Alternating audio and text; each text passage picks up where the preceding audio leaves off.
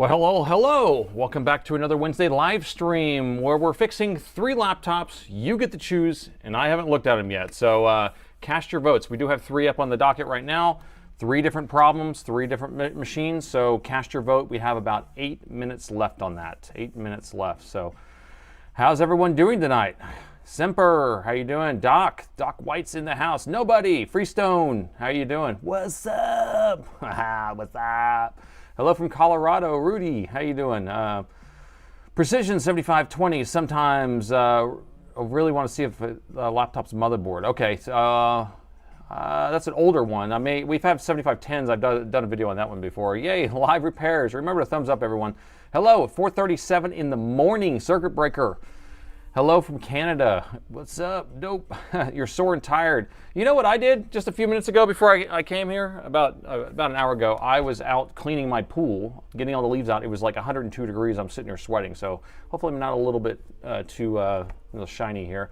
Boise, Idaho. Hello. Munich, Vancouver. Hello, hello. Green juice today. I did pick up another couple sets of these. This is a cucumber, celery, grapefruit, char, lettuce, and lemon. So hopefully the lettuce is clean. We don't have any issues with the lettuce here. Cheers! 100 cheers in his house. Thank you so much. Get your mojo back. Yeah, hopefully. I'm really tired, though, after cleaning the pool at 102 degrees. Whew, tired. Hello from Mexico and Round Rock. Johnny V! I saw Johnny V yesterday. How you doing?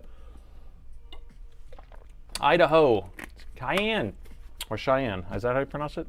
I don't know how to pronounce that. So yeah, so go ahead and cast your vote. We have about 6 minutes left. There's 3 different laptops. Let me just explain which laptops are there real quick before we move on.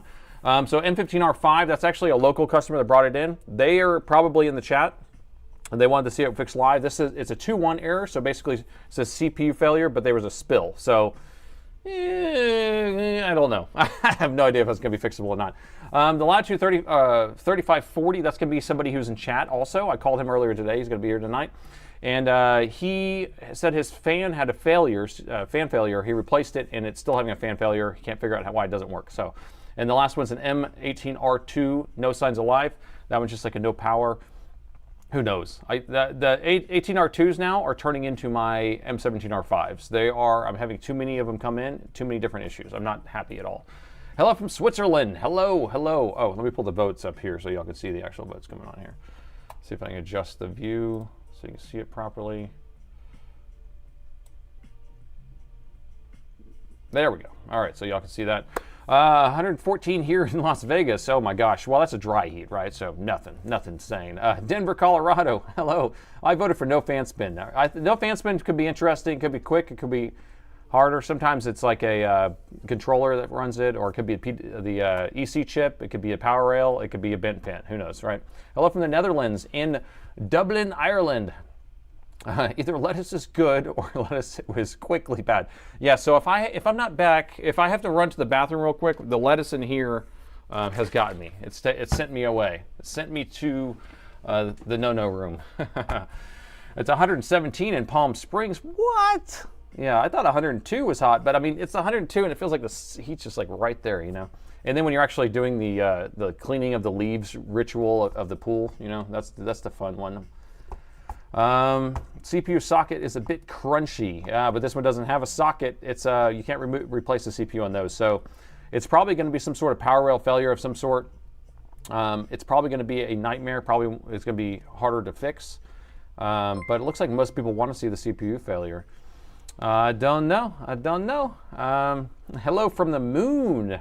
Lunar. We got a lunar man there. Hello. Dragon. No room for you. What's up? I like when people are just like, sup. Hello from Florida, Portugal. There's about 4 minutes left, 3 minutes left. Cast your votes. We do have about 225 votes on YouTube, and it looks like we're 37 votes on Twitch. And I don't know how many people are on Twitch right now. How many people we got? 30? 53. 53. It hasn't caught up on the screen yet. I have 53 on my other screen, so that's good. Hello from Indiana, from the Netherlands. Everyone doing good? Everyone doing good? I'm not eating the Taco Bell lettuce, I can tell you. In general, I'd stay away from Taco Bell. I mean, although, except whenever I don't stay away from Taco Bell. I don't know, man. Taco Bell, sometimes you just like, you see a Taco Bell and you're like, I remember whenever I was at 20, I used to eat at Taco Bell. Maybe I should just drive through that Taco Bell real quick.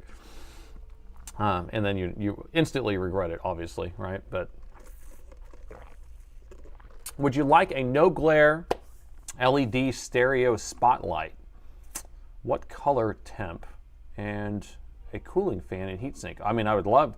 So are we talking about like where it comes to the sides, where it comes on either side of the microscope like that? Because that would be pretty cool. Yeah, I had some of these goosenecks, snake neck, what are they called? Goosenecks? So I had some of these I was setting up at one point, and these were actually battery operated, and I could never get them like set up right, so I stopped using them. But basically, the anti-glare, I have my polarizer, which is fine, but the thing is my ringlet gets so hot that it ends up reflecting the heat to the thermal camera, and so that's where the issue is. So yeah, I mean, color temperature is usually 5,000, 6,000, whatever it takes. 6.7. So usually in the higher, whiter, I'm fine. I don't like it too warm, but you know, I mean, if the color is 4,500, I'm not going to be upset. Eat Taco Hell once a week. Do you really? Really, you heathen, you? Eats Taco Hell once a week. Mouski with a Prime sub coming in for 3 months. Thank you for that, Mouski. Anybody who uses their Prime, their Amazon Prime account to subscribe to the Twitch, it's free for you, but it kicks money to me. That's what that Prime thing is, if you're wondering. And we have a hype train over there on Twitch, which is awesome. Razar just gifted 5 subs. So it looks like 5 people are going to get commercial-free viewing on Twitch for the next 30 days. So Element and Luca and Dan and 2 and Shirley all get gifted sub. Thank you so much for that, Razar. The Razar has gifted. Thank you. Toxic Hell, that's where you sell it. Yo quiero Taco Bell. You remember those commercials back in the day? I mean, there used to be so many Taco Bell commercials, and now I don't see a single Taco Bell commercial. But 5,000 opaque prevent IR reflection. Interesting. Okay. That looked like a great bike ride. It sure was. Yeah, so I hadn't mountain biked in a while, and I love going out whenever it's a little bit warm, but it actually was only 90 degrees, that's cool for us. And I did just a short ride. It was only, I don't know, it was less than 10 miles. And I was just by myself, just put some tunes on. I was actually listening to reggae, and I was out. Boom, boom, boom. It was great. And then I was like in the middle of the ride, and I was thinking about basically the video I posted that morning, and I was like, well, I might as well just post a little something about that. So Michael coming in with a Prime Twitch sub. Thank you so much for that. That's definitely helpful. In college, I had a lunch of a 7-layer burrito and 2 soft taco supremes. I'm telling you, I would get the cheesy gordita crunch and a little bean burrito action, and the double decker. They got rid of the double decker, but double decker was like bean on a tortilla and then a crunchy taco in the inside. But I don't know why they got rid of it. It's a very simple recipe. QT is selling hacky snacks. Oh, I'd like to upgrade my graphics. You would like to upgrade graphics? What? On what? What graphics? All right, so we do have a winner chicken dinner. So it looks like the Alienware M15R5 that has a CPU failure after a spill. You guys picked the worst one to fix. Hinge just came in with the 6 months on the Prime Twitch sub. Thank you for that. You know, this is going to be a tough one. I should have told you not to vote for this one. This one's going to be too hard. Too hard. There's too many unknowns. A, don't like spills. B, don't like bad CPUs. But we could get in there and just see a corroded stuff, something, clean it off, and Bob's your uncle. So who knows? Who knows? So Daniel, Nate, my PC has liquid metal. That's the worst. Okay. Can a company void the warranty if you remove it? It's not a Dell. It's an Acer, if it makes any difference. So from what I can tell, you know, there's some sort of like law against voiding warranties, like opening your machine. So I don't know, tampering, I don't know what Acer's thing is, and I don't even know what Dell's thing is, because if you went and opened up your Dell and took off your liquid metal, then does it void it? I haven't heard of anybody trying to get a claim that didn't work. So I have no idea. The answer is I don't know. I'm sorry, I don't know. It could it? I'm sure it could. So if your questions could, I don't know. Oh, they're all beautiful snowflakes. No bad computer repairs. All right, so all 3 of them were good, Sinan says. All 3 of them. But the one that's going to give us the longest and biggest headache is going to be a liquid spill with a bad CPU, right? All right, better coffee up here. All right, so we're setting the title here. M15R5, and this customer should be in chat, I think. If you're in chat, I think, what was the name? What was the name? Sari, if you're in chat, put some hearts in the chat for me. And then we got NNBB just did their Prime Twitch sub. Thank you for that. Appreciate it. Camera's off again. Which camera? I don't see my camera off. My camera's on. What camera? What? Who's messing with me? CPU. Anybody having issues with my camera? Can no one see my face? Twitch like a second or two ahead of YouTube. Twitch is faster, huh? But oh, you're saying you're saying it's off, like out of sync. Okay, let me see. Is my audio off sync? Here, let me see if I can resync my face at least, because I can see it stuttering just a little bit. I'll just reboot that camera there. Let's see if that helps. It's a little bit smoother. It's still stuttery. I can see it stuttery. So you know what, guys? I ordered something. It's not centered. Oh, it's off again. It's not centered off. Okay, so let's see. Let's see what we got here. That's usually how I put it, right around there. Is that centered enough? I see what you're saying. Off meaning center, not off center. Gotcha. What is this? Seems he has, you need some spaces in that thing. Oh, that's the person's name. Okay, so 2885 is the owner. Okay, 2885 is our guy, Sari, and this is the laptop. Please center your audio, please. I think I'm just leaning forward too much. I think it's just me doing this. All right, so we got this laptop, and let's pull the notes. I think the notes are whatever we wrote because they brought it in locally. And I think I'm trying to remember exactly the story. This laptop is for your sister or your cousin, is that right? Going off to college in California or something.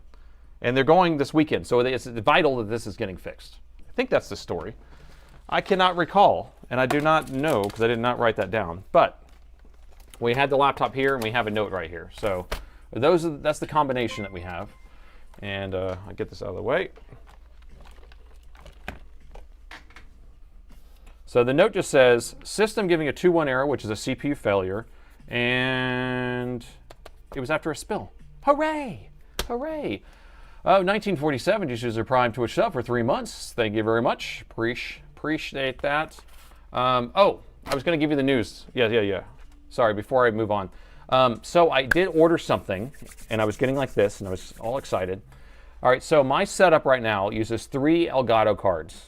Count them, 1, 2, 3, and they're all USB. So it's using the Camlink 4K something, Pro maybe. But anyway, so each camera plugs into this thing, and they always have, I think it's USB overload or traffic crap, whatever. So I just bought one of these professional, I bought it used because they're like $1,000 for the card, but it has 4 inputs, and it's made for like movie studios and stuff, but it has 4 inputs, and it has its own processing. It offloads everything onto the card itself, and you stick it in, and it has 4 inputs. So hopefully all this stuttering should be a thing of the past. But I bought it used for like $260 on eBay, so we'll see how that works. It's on its way. I should have it by next stream, so we'll see. Oh, y'all ready? New movie out, Crazy Nate. Liquid Metal, the rabbit hole continues. No! Yeah, that's what it should be. Someone drinks liquid metal and goes down a rabbit hole. Don't do that, by the way. I do not condone that. So what did you just buy? Okay, that's what I was just talking about. It's a black magic card. The name of the card, here, let me see if I can find it before we start. I know, I get sidetracked sometimes, but when I get excited, I want to share it. Sharing is caring, and so I will pull up the listing. They were on B&H Photo for like $1,000. It's called a Magewell.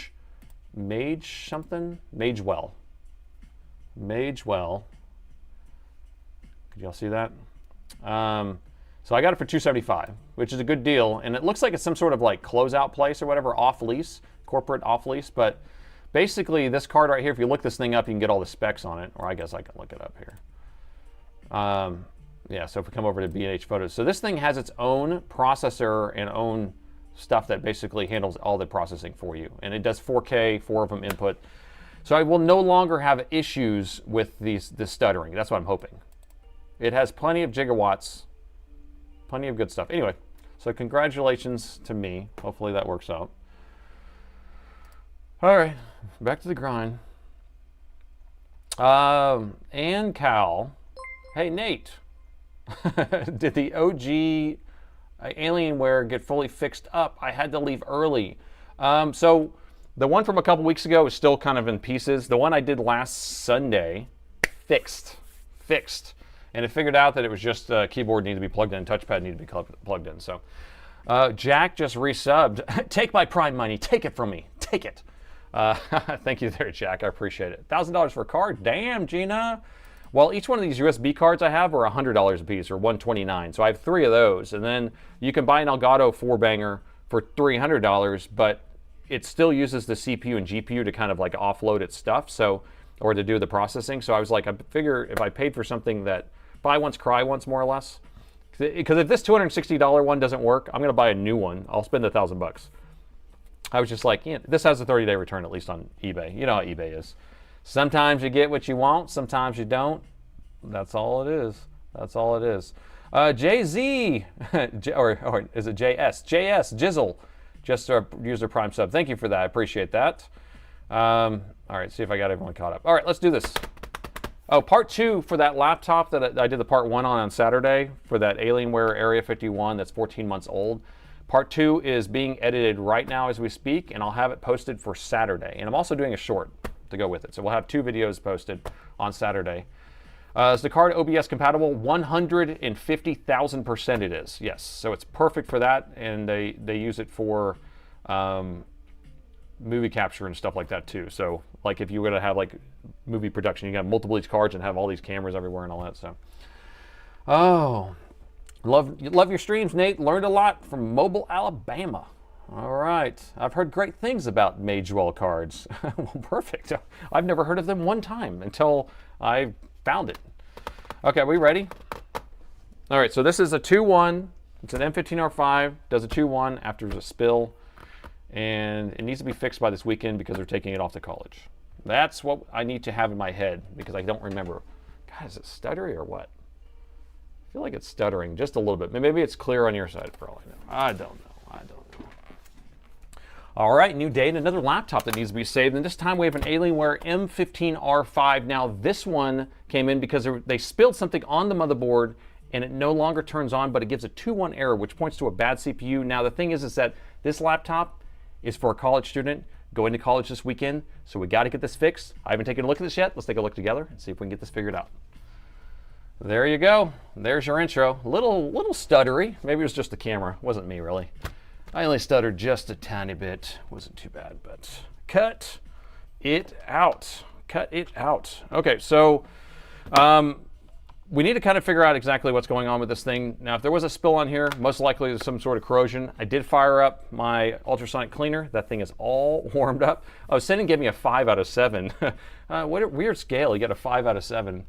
No sputters here.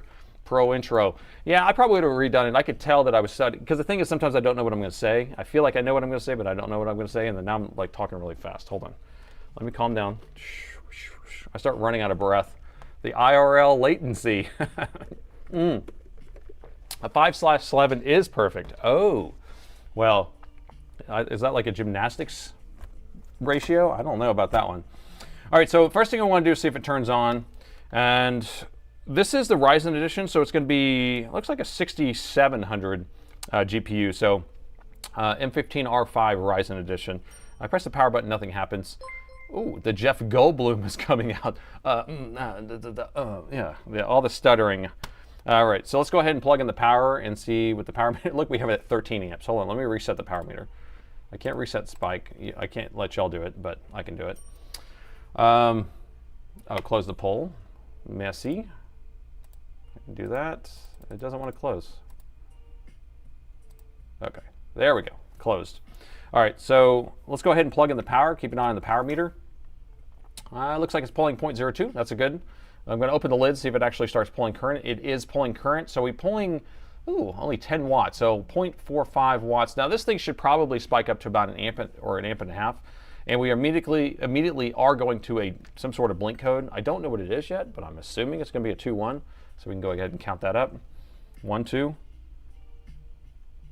1. So I see 2 red, 1 blue. Let's go ahead and pull up the chart on Dell's website so we can see exactly what that means. We know what it means, but some people don't really know the routine when it comes down to this, so I just want to kind of go over everything like you're coming in cold. So what I like to do is I like to type in on the Google, I just type in the model and then light codes. And then I skip this junk. You see this stuff at top? Anytime you type in something, you see this thing right here, all you do is you just scroll down just a little bit, and then you don't have to look at that thing anymore. And then you click, it looks like I've been here before. So you want to go to the Dell manual, and then you scroll down, and then you look for what that is. It will tell you right here. Let's see, where does it say? Red, blue. Well, I don't know why where it tells you what red, blue, but it's red, then blue. So processor failure, CPU, central processing unit. That's real bad. Central processing unit being bad is bad. So we got to figure out why. So that could be a number of different things causing that. Most likely there's some sort of spill on the board or something like that. And yeah, that's it. So I'm going to unplug this. And let's open up the bottom and take a look inside. And Suri, what was spilled on it? What was spilled on this thing? We got the bottom off, and we'll see if we can do the smell. I can't remember what it was. Oh, it was coffee. That's right, it was coffee. Now I'm remembering. Sugar is conductive. I think it was coffee with cream and sugar, extra sugar. Is that right? And so if we're doing any type of cleaning when it has a sugary substance like that, we want to use water. Distilled water is what I use. And Coke can dissolve a nail overnight. That's right. And you can pour it on your car battery and clean the connections. It looks like the battery's unplugged. I want to see if the battery actually charges. So that's something I want to check. So I'm going to plug the battery back in, and we'll just plug this back in here. And we're just going to keep an eye here. I just want to see if it jumps up and starts charging the battery. Is it going to charge the battery? It's thinking about it. It's not doing it. So battery is either 100% charged, which I doubt it is, or there's something wrong on the motherboard. I predict there's something wrong on the motherboard. Does anyone say that? Skip the AI slop. Yeah. Yep, when you're scrolling down, just keep on going. All right, so here's where our DC jack plugs in. I just want to see if we are getting power to the main power rail. We probably are if we're getting power lights. We're getting like a little bit of fan spin, and we probably get the main power rail, but we're not getting a lower power rail. So the way these machines operate, they actually operate off the 20 volts that you're putting in there. Some machines will take that 20 volts and then produce something that's called narrow VD. And that will be I call it battery voltage. So the laptop will run at the same voltage the battery runs at. And then it will take that, and that will become the main power rail, and then it will create all the rest of the power rails or lower power rails. So this one's actually taking the 20 volts. It's going to produce a 5 volt, a 3.3, a 1.8, and a 1.2, and what else? A 0.9 maybe, and then the CPU and GPU. So we'll have all those other ones. So we just need to figure out what's missing, because one of them is missing most likely. So in order for the CPU to stop working like this, and we'll probably just end up pulling the board out. But I'm going to plug it in. We're just going to measure right here.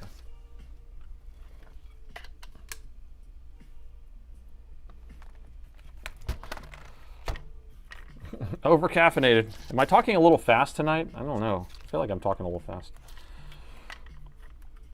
I'm actually kind of tired, so maybe that's what it is. I'm like delirious. And I did have a plan today to actually go home and take a quick, like one of those like 20-minute reboot naps before the stream. But you know what ended up happening is I cleaned the swimming pool instead. So what is that? That don't work very well. Too stimulated. All right, let me have some more green juice. The green juice will bring me back down. The coffee brings me up. So we got to have the balance. Narrow VD or NVD, right?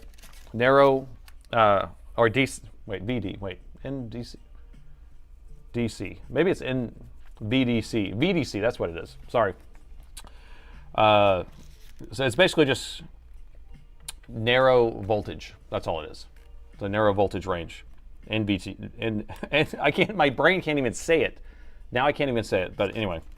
All right. So we're going to measure the voltage going into the board right here. Right here in this area. All right. Oh, the coffee, maybe it's the coffee fumes coming off this. Maybe it's soaking into my skin, making me a little faster. All right, so voltage coming into the board right here. We got 19.8 that's coming out of the charger, going into the board, going through these inductors, coming through the first MOSFETs, coming out of the second MOSFETs, and then the main power rail. So here's our main power rail. It is energized, and then it's going to come through this other area. Let's go. Is that part of the spill? I don't know.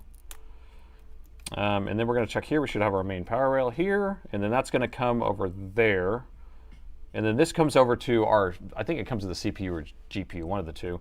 And this is, I think, our comeback MOSFET. So this is going to separate our battery voltage, which are batteries right here, from our main power rail. And then these two MOSFETs right here is what produce the battery voltage. So it will charge the battery. So I'm going to plug the battery in and measure here. See what voltage we have. DF1 looks burnt. Oh no. Okay, I'll have to check that. The old DF1. So I don't see any voltage on the battery right this second when I'm measuring right on this inductor. So the battery could be completely dead, or the charge circuit doesn't work. Let's look at this too. Power management chip. If we are getting voltage on the board, I'm not super concerned with the power management chip at this point. Caffeine overclock CPU, delirious speed, go. Let me grab a test battery. I just want to see if we are charging the battery. I don't want to say that the machine's not charging the battery when the battery may be sus. So let me grab a test battery real quick. Because I have test batteries for every machine that's ever existed in existence, unfortunately. Decaf. Is it true that decaf coffee is really just regular coffee and then they just put chemicals in it to get rid of the caffeine? I don't know if I want that. That scares me. It scares me. All right, I got a test battery plugged in. Let's plug that thing in. Go. Plugging in. Do we have voltage on the battery yet?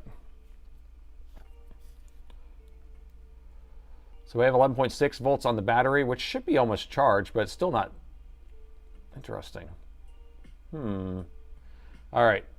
Yeah, so let's do physical inspection. Let's start finding these burnt components and corroded components. I'm going to pull this little back cover off because it's making me want to freak out. So on this machine, there's this cover that goes like this. Every single time I want to look at something, it flips back and it makes me want to throw this thing across the room. So I'm going to pull this off and get it out of the way. Coffee is naturally caffeinated. No, I know, but you don't have decaf coffee, right? So you have to take the caffeine out. And so how do they take out the caffeine? Isn't it like a process of putting chemicals in the coffee beans to extract it? And then they take that and put it in caffeine pills and sell it separately. So they have two products to sell. Is that right? Yes, unless it's water treated. What does that mean? It's treated with water? Well done, 400,000 subs. Yes, on the stream on Sunday, if you missed it, we hit 400,000 subscribers on YouTube on the stream. So it was like perfect timing. I don't know how I could have timed it that well. I told everyone to hold off. Said, hey, don't sub until the stream. And then it worked. Everyone listens to me so well. It just sounds like a cricket. Sounds like it. So, okay, coffee liquid overclocking. I'm just pulling all this stuff out of my way because it's in my word. Decaf is like shooting blanks. That's one way of saying it. Okay. Got it. Good. Got it good. Let's plug that back in.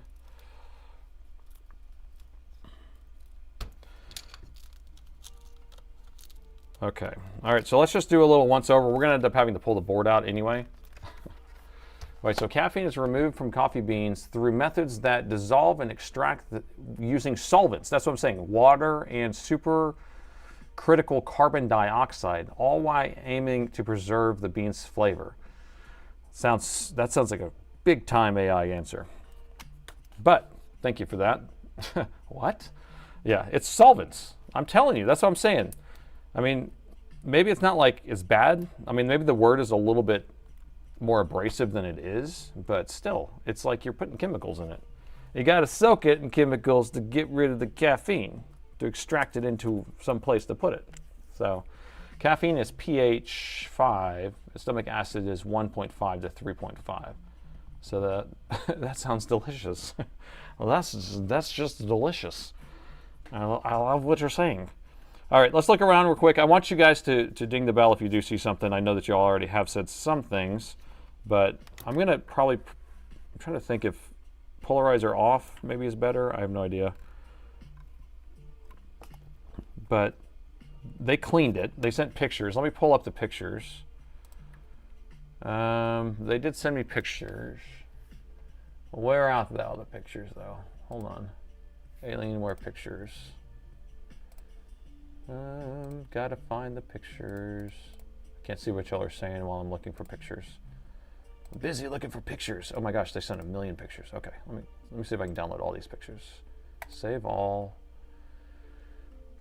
Downloads. Give me a second.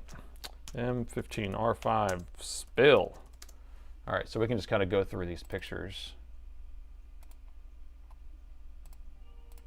Because, you know, the worst thing is that if you clean a board, then you don't know where all the spill was, and it's kind of hard to fix it. So I'm glad they took pictures. And that was the goal. That's why they sent it to me. And this thing isn't loading, so. Nothing yet. There's nothing yet, Tazzy. Nothing has happened. DF looks dodgy. DF1. We need to find DF1. Where are you at, DF1? You're my boy. JFix, 11 months. Coolest fan member. I have a great stream. Bedtime. Yeah, JFix is about to go sleepy night-night. Sleepy night-night for JFix. Thank you there, JFix. All right, let's see if I can open photos. Oh my gosh, Destruction Rally, dude. Bro. Okay, I don't know. I take this back. Is this going to be fixable? Look how bad this is. Look, that's coffee there. I mean, I understand the heatsink's just whatever, but this is a little slurry there. What do you want? You want that? You want a little bit of that?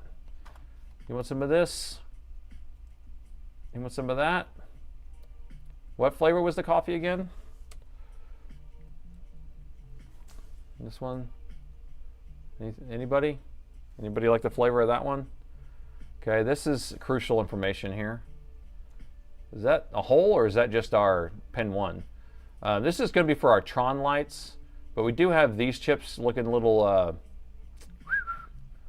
yeah, they look like they ate some of that Taco Bell lettuce. You don't eat Taco Bell lettuce, laptop. Don't you do it. Don't you do it. All right, so I think that's all the pictures. And so that's all on this one side. That's not even taking the motherboard out. Or is the motherboard? No, it's not out. So here's our daughter board. No, it's the motherboard still installed. You guys liking it? Looks like dust. Well, it's coffee. Tazzy, 20 coming in hot. Tazzy Chopper. Thank you there, Taz. Taz Miraz. Oh, is that the Wi-Fi? Is that pin like completely folded backwards and charred? No, no quiero Taco Bell. I love the fuzz though. This is some really good fuzz. Oh, this would have to be underneath the motherboard because the heatsink's on the other side of the board. So yeah, okay. All right, let me pull the board out. We're going to have to pull the board out. We cannot proceed where we're going. Where we're going, we need the board out because they were showing the other side where the heatsink is, and the heatsink is not happy. So I'm going to pull this out. All right, so you guys, whatever y'all think. I got the ultrasonic all warmed up. It's warming up right now. It's 60 degrees. So rest in peace, laptop. No, I hope not. What are we gonna do? It was a cappuccino. Yeah, macchiato or cappuccino. I think it was just milk and sugar, maybe extra milk or an extra sugar. Someone get Andy up there with this big toothbrush. You know what I could do is I could take some of these packs of toothbrushes here and I can hook them all together as one big industrial toothbrush and just get on it. Get in there. Get in there. It's already been cleaned though, so I bet we're just gonna find a blown resistor. How much you wanna think? How much you wanna bet? Oh, it's a Cipiato. A Ricciato. Cipiato.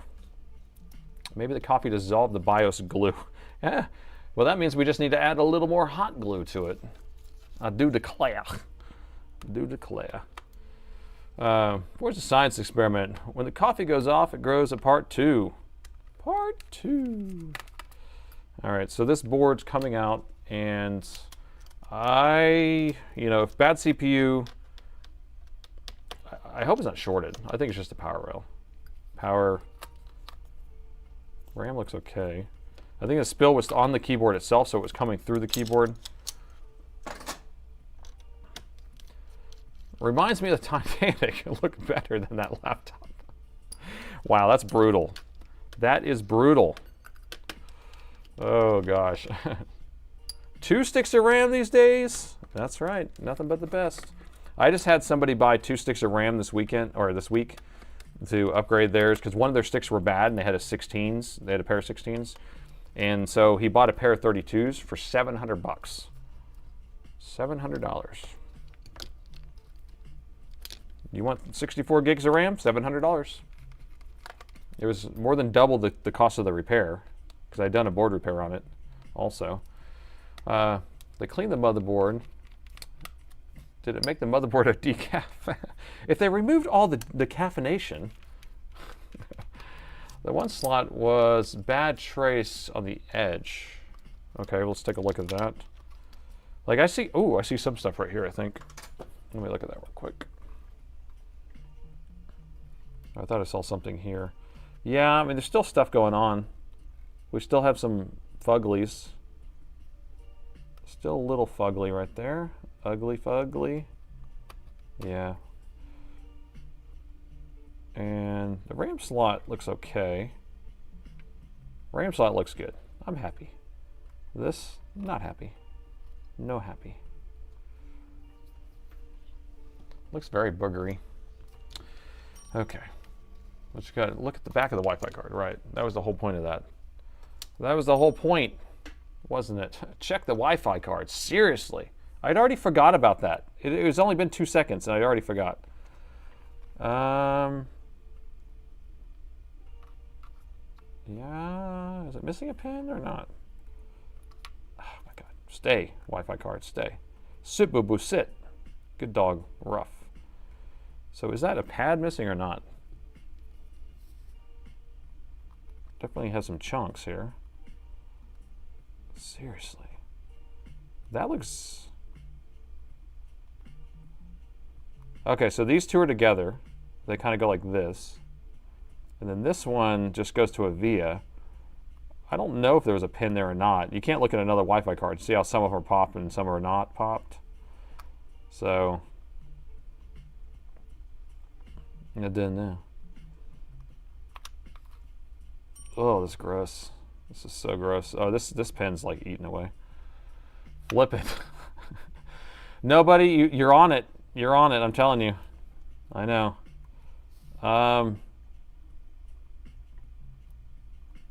Yeah, this had a bunch. Oh, what's all this stuff? I don't know what I'm looking at here, though. Is this just...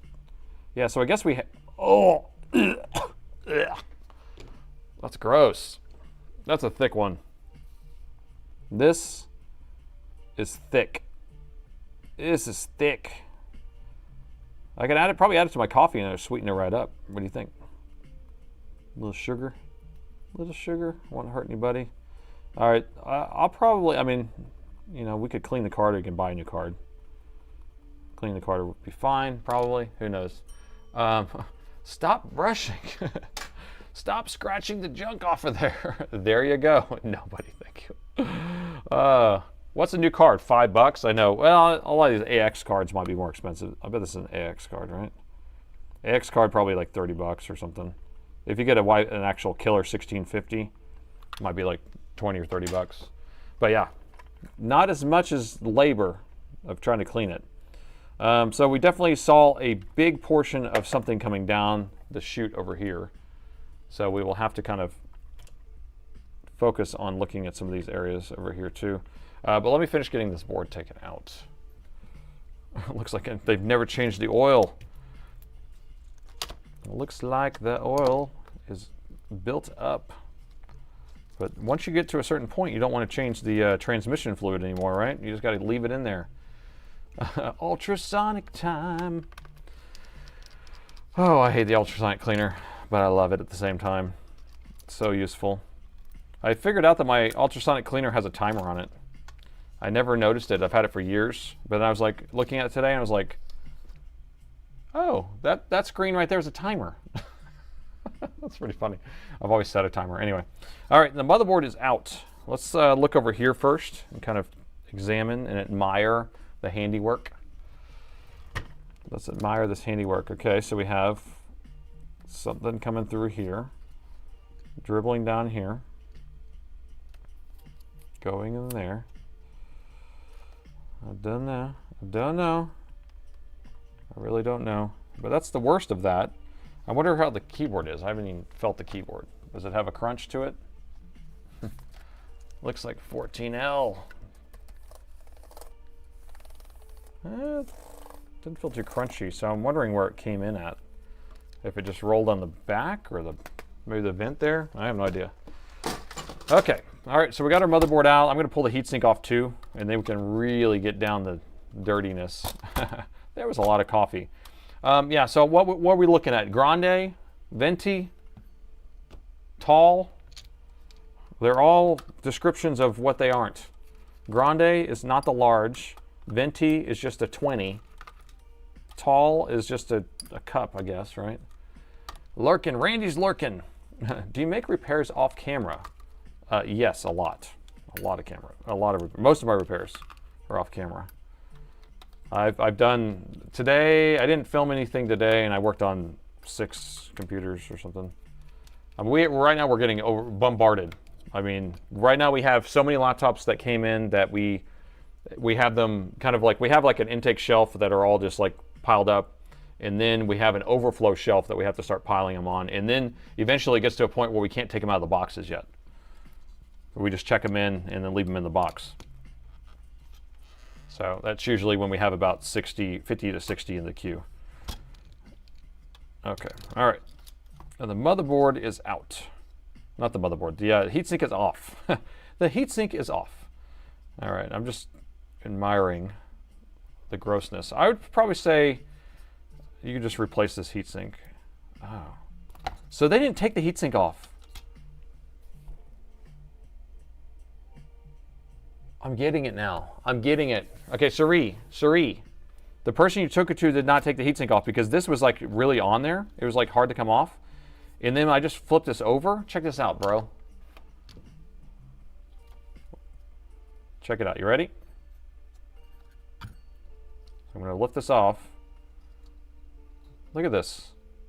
You see this? This is all corroded here. And then this is the CPU, by the way.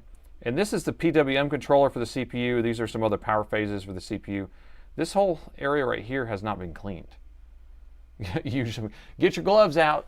Get your gloves out. That's all right. I'll wash my hands. I don't like working with gloves. I try. I just can't do it. I suspect something. Normal cafe latte is too mainstream for the Alienware owner. This is factory paste there, Eddie? I think it is. Factory paste? Yeah, Clark. Yeah, sure is. So you see the square? That's factory. Factory paste. So it has never been taken off. So I was wondering why the CPU wasn't working. There's your sign. Oh, also, if anybody has lost their deposit, I have it right here. Do you need it? Anybody need it? It's very thick. So this also means that you need to clean your laptop every once in a while. So what you do is you just get a can of air and blow it in the back every, I don't know, once a month or once every 2 months, and then you don't have to worry about it. Blech. Blech. All right, so here's our problem. This is exactly what the CPU needs. It needs this thing right here. Do you see it? I would say there's a strong possibility that this causes the machine not to turn on, or the CPU not to turn on. Oh, God. Oh, you guys like it? Should we get a little closer? How close do you want to be?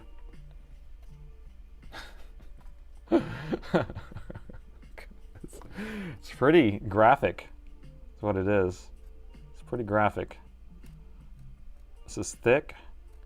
It's thick. Ooh, it's thick. Is that cap cracked? Ooh, it could be. Let me get on. I'm going to clean all this stuff off, but this is really, really bad here. Yeah, this cap is like disintegrating here. Look at that. But we need to kind of get an eye on what we're doing here. Just scrub it like with a toothbrush and fire it up. So if someone wants me to just raw dog it, they want me to clean it and turn it on. Ken, that's a Ken who wants it. Of course, Ken. So we're going to do alcohol and we're going to do distilled water. I'll probably do distilled water first. No, maybe we'll do it second. Maybe we'll sandwich it in there. So I'm going to do alcohol, distilled water, then alcohol. Because if it has any sugar in it, the alcohol is not really going to get rid of it, but water will. Water will do it. So we're going to take, I'm going to take a nice, here we'll do a brown toothbrush. This one's brown. Here I'm going to do a little dry heave on it. A little dry. Is anyone feeling gross? I voted for raw dog. Does anyone want to vote for a raw dog? Okay, so we're just dry cleaning it right now. A little dry clean. Now we're going to come in with a little toothbrush. So everyone kind of pay attention to what we have, because remember, we don't want to clean it without knowing what we might need to replace. So I'm going to put this in the back of my head. You guys are going to help me out. This set here, those need to be replaced probably, those three. This is an inductor, probably is fine, but I'm thinking these, maybe that chip, maybe this chip, but I don't think so. It's really, I think it's this other stuff here. Okay? So maybe we'll take a picture of that. I don't know. I'm just going to save a screenshot. Save a screenshot. There we go. Yeah. Some surface acid rinse. Yeah, that's basically what we're going to do when we put in the ultrasonic cleaner. But see how this isn't even breaking it up? This is alcohol. This is 99.9999, lots of nines. And it's not even breaking it up. So now I'm going to put distilled water on it instead. So that's distilled water. And it should break it up a little bit better. Little bit better. Just a happy little amount. Do you have a donor board? I should. This is a 453. Yeah, I should have a donor board for this. K453. This residue looks like some raw dog their PC. Ken, you're right. This residue is very raw doggy. If you don't know what raw dog means, we're just kind of we're using it as a term of getting stuff done. Okay.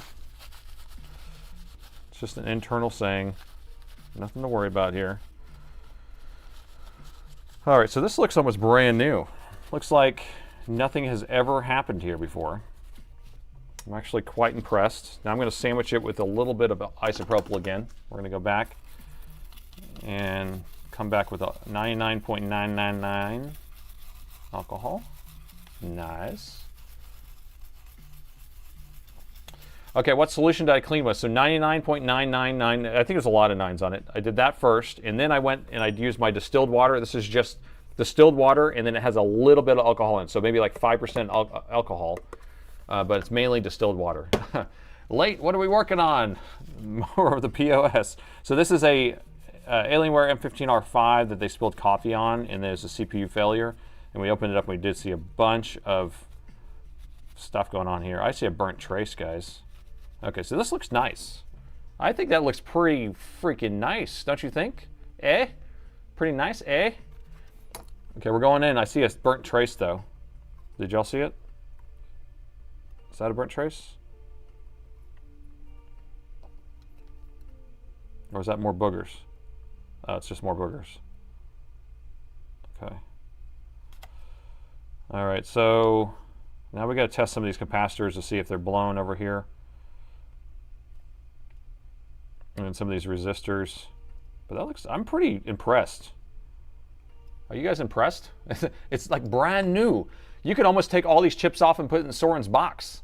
That's how good these chips are. That's how good this looks. This is Soren's box ready.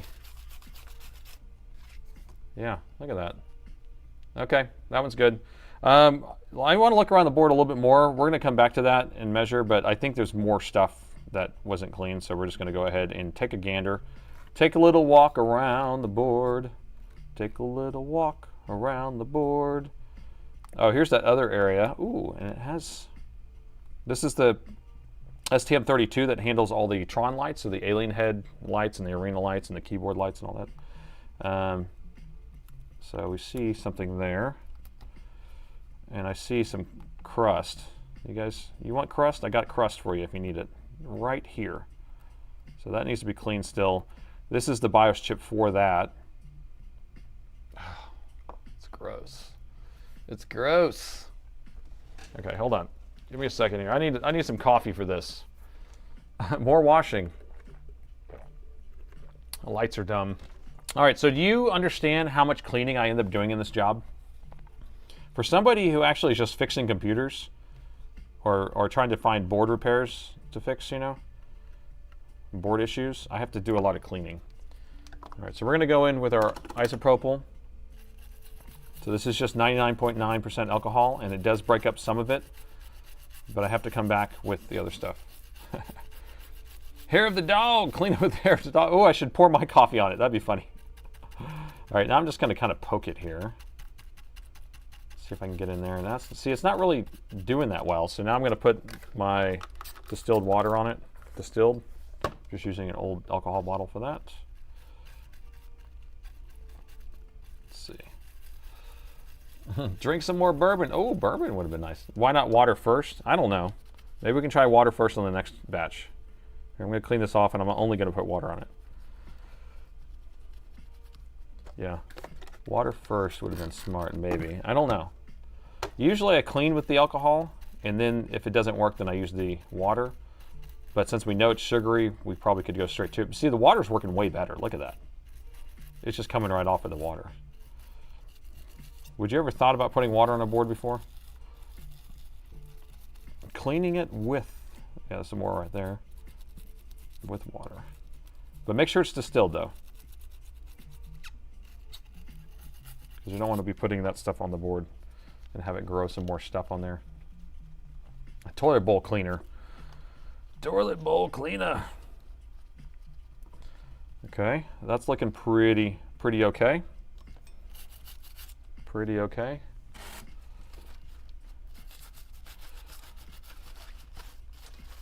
Okay, what do you think about that?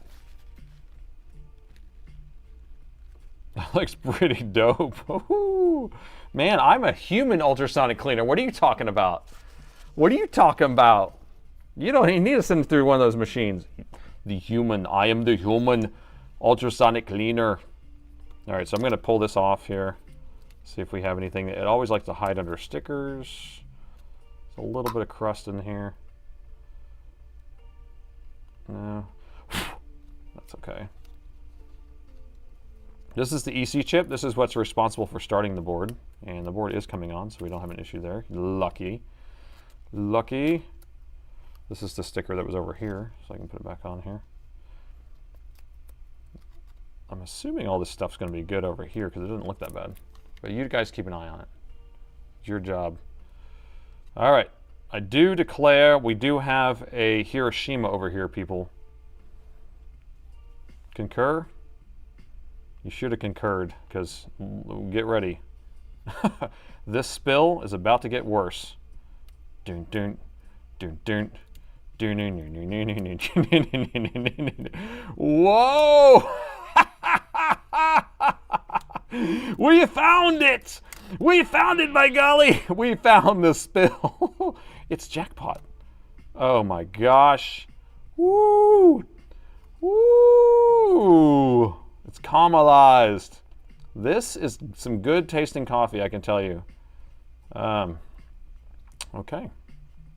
Well, I can tell you that the percentage of chance that this board's going to work is getting lower and lower every time I find more and more. But it might be magic. It might be magic. You guys like that one? Were you guys impressed? I was impressed. Okay, so we're going to go straight to water on this one, so no alcohol first. Should I do a dry wipe, though? I feel like a dry wipe feels good, but we're not going to do a dry wipe. We're going to go straight into our distilled water only that has just a little bit of alcohol in it, but it's mainly distilled water. And we're just going to drench it in that. You've seen enough. New motherboard. Tell the customer it's expensive for this board. All right, here we go. going in, just distilled water, or mostly distilled water, and going in circular patterns. We're just going to collect up all that sugary substance off of there. This is called a hand ultrasonic. We're ultrasonicking this by hand. Oh, time of death? Yeah, what time is it? Time of death, 6:59. I'm glad that this is not making the noise of an ultrasonic cleaner, because that is pretty scary. It's not like electrical arcing going on. These chunks are just coming off. Okay, almost got that piece done. I might need to give it some encouragement. There it goes. That part's off. Let me get this piece off right here. Good. All right, we'll do the old wipe. All right, so this is what it looks like with just using water. That's just water, guys. We did not use any IPA. Are you guys impressed? Okay, so now I'm going to use IPA because I want to displace the water and get it off of there. I don't want anything left behind. So now I'm using, I just put water back on it. Hold on. Wrong substance. Wrong substance. Nothing to see here. Hold on. Water's impressive. It's good for your body and the motherboards. All right, so IPA on there just to displace it. Cheer. No. Thanks for that, Gritty. Super impressed. All right, so now is everyone going to keep a water bottle around their station that says distilled water on it? I mean, literally, I just take the Walgreens bottle, the spray bottle, and I just dump this out, or I use it all, and I buy the big jugs of distilled water, and I literally just don't, I put very little of 99% in there. And then I have a spray bottle of 91% alcohol around, because I don't want 99, because if I'm spraying it on something, I don't want it to like mess up the surface a lot of times. So I keep these around, and then when I'm cleaning the laptop, I usually use these lint-free cloths with the water. So I do this to clean the laptop, and sometimes I'll use this to clean the laptop, but I'll use a paper towel with it. And I don't mix and match. So if I'm using one towel for one, I don't use it for the other. That was for science. Who would have thought? Who would have thought? All right. Now the question is this going to repair the board? We haven't even gotten all the way around the board, though. We've only went, I don't know, a couple blocks around the board before we keep running into a bunch of debris. It's like a tornado came through, left its debris. All right, so anything over here that we might need to suss on? So this looks sussy. This can be a 10 ohm. So it's 1 0 and then 1 0 on it. So it's a 10 ohm. So we need that to measure 10. I'm not measuring anything right this second, but we're just kind of keeping an eye on this stuff. Anything else? Everything looks okay. All right, let's keep moving, and then we'll make our way back around. Do you buy 99% by the barrel? I'll show you exactly what I buy. Let me show you. I buy it on Amazon. These. So these come in 4 packs. It's like a box. It comes in a box of 4, and I buy them on Amazon. So, yeah, alcohol, isopropyl, 99.9, and you see how it only has 1 9 there? I think it has more. I think it's 9999999, but they could just only put 1 9 there, just for they want to save on the font, save the ink or something. I buy those. Chesty buys them. See, I'm not only a member, I'm a supporter.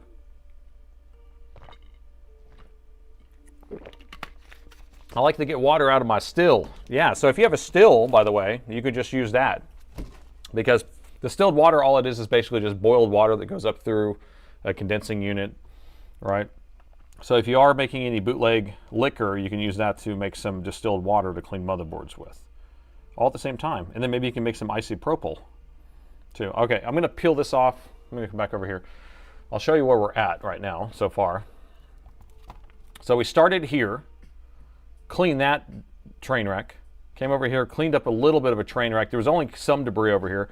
This was the most craziest stuff we've ever seen in our lives, right there. Cleaned that one. We haven't even made it over here yet. Oh, what will come? And you know what? It'll be so funny if the thing just turns on and works. Haha. Check for a short on the CPU. Are we ready to start checking for shorts and measuring, or are we cleaning still? We could stop and start measuring stuff, but I say let's just get our cleaning out of the way. Although it would have been nice to see if there was a short and then see if we resolved it. That would have been the science move. Oh, darn it.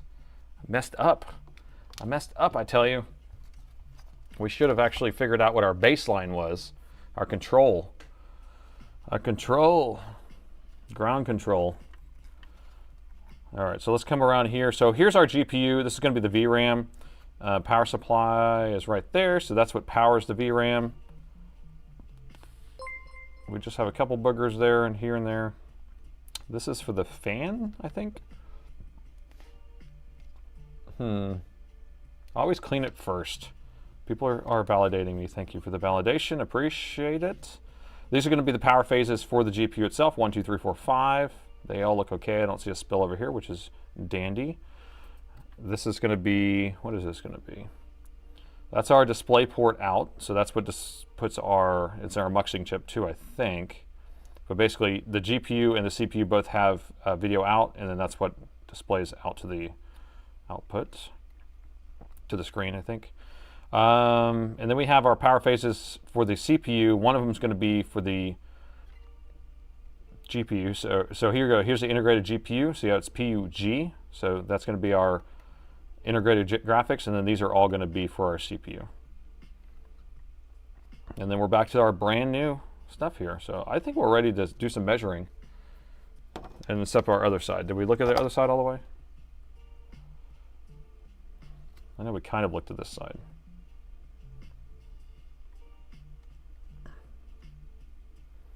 Makes great indoor safe alcohol stove fuel for the grid. Really? Does it really? What's this? What's this? Okay, that looks okay. LCD connector looks okay. All this looks pretty nice.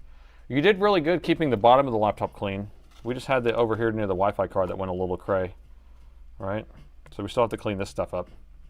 So we're gonna go water on this one again, right? Because that water was the ticket. Let me get it lined up just so we can see it all. Perfect. IPA, what kind of IPA? Whatever you want. Whatever kind you want. Okay, so this is just the water again. And we'll use our toothbrush. Clean the laptop over the chips like it felt like it's cutting off, so I can't read that, sorry. You brew your own IPA. That's crazy. How's that even possible? GK has entered the room. All right, everyone stand back. GK's here. Sam Adams, Oktoberfest. I'm not a big fan of Oktoberfest. I was just talking about that with somebody yesterday. I don't know why. There's some flavor in there that I'm not a huge fan of. Okay, got that. That's good. All right, then let me wipe this off, and then we'll use IPA to clean the rest of it. And then we don't even need a ultrasonic cleaner. So you guys can just save your money on ultrasonic cleaners. That's what this is telling you. IPA, baby, all day. Yeah, I was drinking hazy IPA yesterday. I went to a brewery near Austin called Vista Brewing, and most of their beers they're not, I mean, not my favorite, but their hazy was really good. I bought it a 4-pack of cans. It was really good.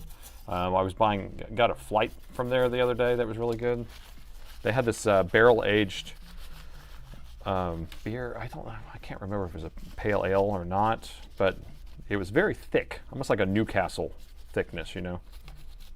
I enjoyed it. Toothbrushes. Where we're going, we don't need ultrasonic cleaner. We have toothbrushes. Yeah, that's like what Marty was saying whenever Doc Brown was like, we're just going to put some trash inside the DeLorean to start it, because he thought that he needed fuel or uranium or whatever it was, but he like converted it so it ran on trash from the future. That's what he's saying. I'm in the house. You have made it. All right, so this board's brand new, guys. Brand new. Nobody's ever seen a board that's this clean. Super clean. Super fly. Okay, you guys ready for it to turn on and work? Or should we measure? Y'all want to just fire it, or y'all want to measure it? Because I can put it on the thermal camera if I have that set up. I don't even know if it's set up right now. Thermal camera. It's not set up, of course. All right, so can I get a witness? Does somebody want to see it just fire up? Fire, fire. Ready, aim, fire. Ready, fire, aim. That's what it is. So what I would do is I would actually power this thing on under a thermal camera so we can see exactly what's firing. Probing time. Yes, plug it in. Plug it in, plug it in. So if we went here under the thermal camera, and I know everyone thinks that I have like this light here. Watch, I'm going to turn the light off. The light's off. Light's on, light's off. You see how it doesn't change? This is the heat. Oh, we have a poll up there, guys. Okay, so go ahead and vote on if you want. Where's the poll? Did the poll not show up?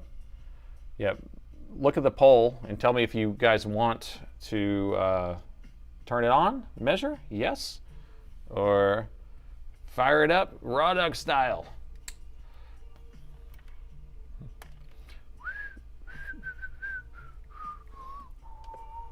I'll keep looking around on here. Here we go, 50-50. Oh, it doesn't show if I don't turn it on. There you go. All right, so 60-40. So most people just say measure. Okay. All right, measure first. Raw dog it. Chesty, I know, dude. I know what we're talking about. Porque no los dos. Do not choose the second option, huh? Why would you choose the second option? Because we like to raw dog it. I'm going to get a drink of water while you guys are pressing that button.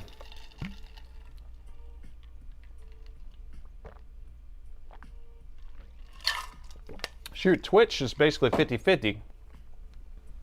But, you know, Twitch only has like 24 people voting out of 127 people. Shame on you. Twitch. All right, so here's how it works. You're on a program, you're on a platform that has a voting mechanism. It's right there. You just gotta press it. There you go. Now they're coming in. We got 30 votes out of 132, so 100 people have not voted. You guys. So what we're voting for here is we have this machine that basically had an extensive amount of coffee spilt all over the board. All over all these different chips. We went through and cleaned the entire board. It looks almost like new. The question is, should we measure to make sure we don't have any shorts, or should we plug the thing in to see what it does? I'm going to get it set up to plug it in, but you guys can tell me no. So everyone wants me to measure. It looks like 60% wants me to measure. Okay.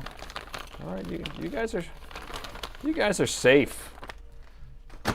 Safety first, everyone. Safety first. All right, so we'll go around and measure and see if we have any blown components.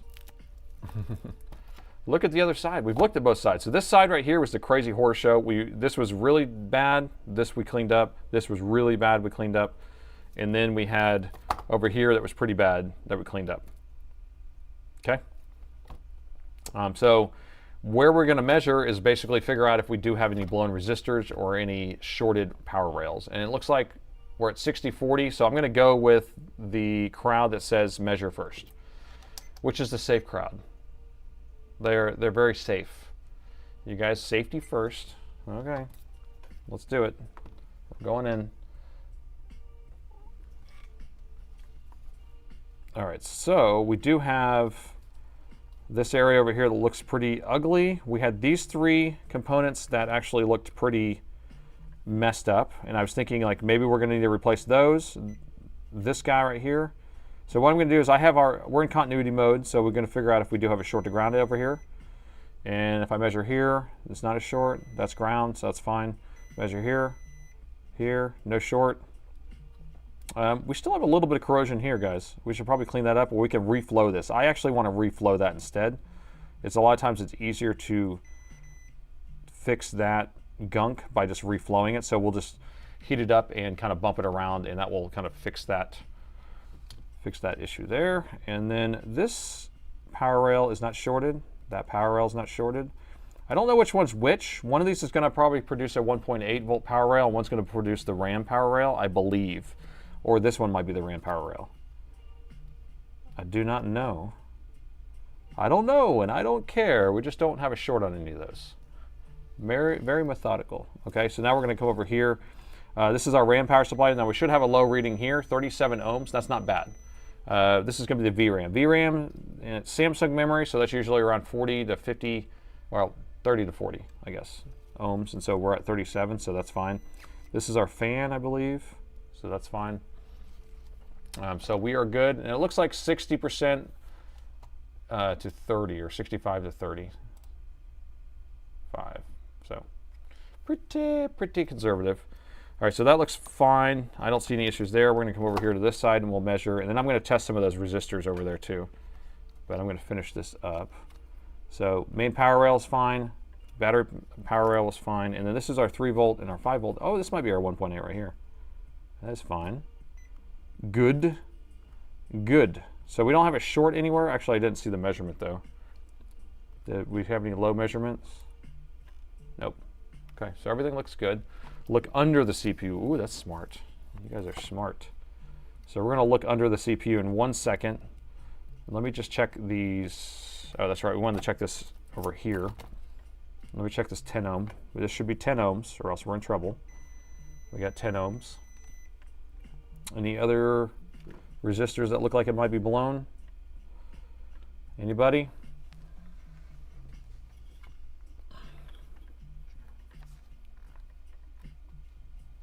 Where did it go?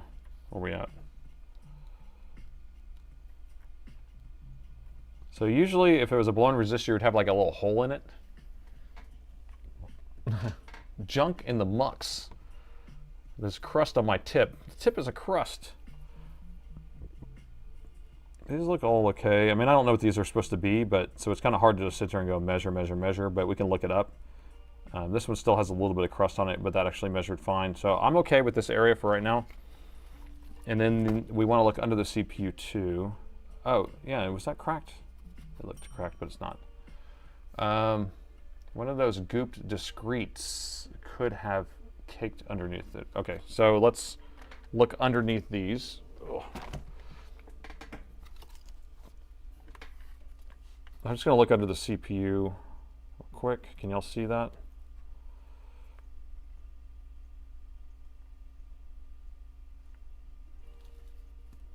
This is the edge that had a lot of stuff on it.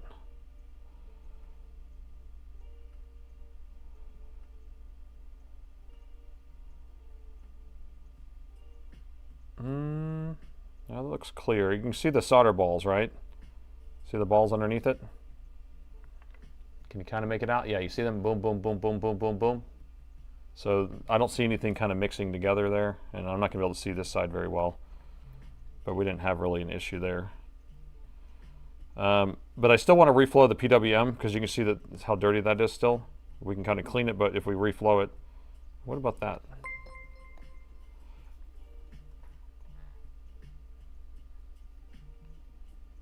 Let me look at that closer. Malik with this Prime sub, thank you so much for 4 months. 4 big ones.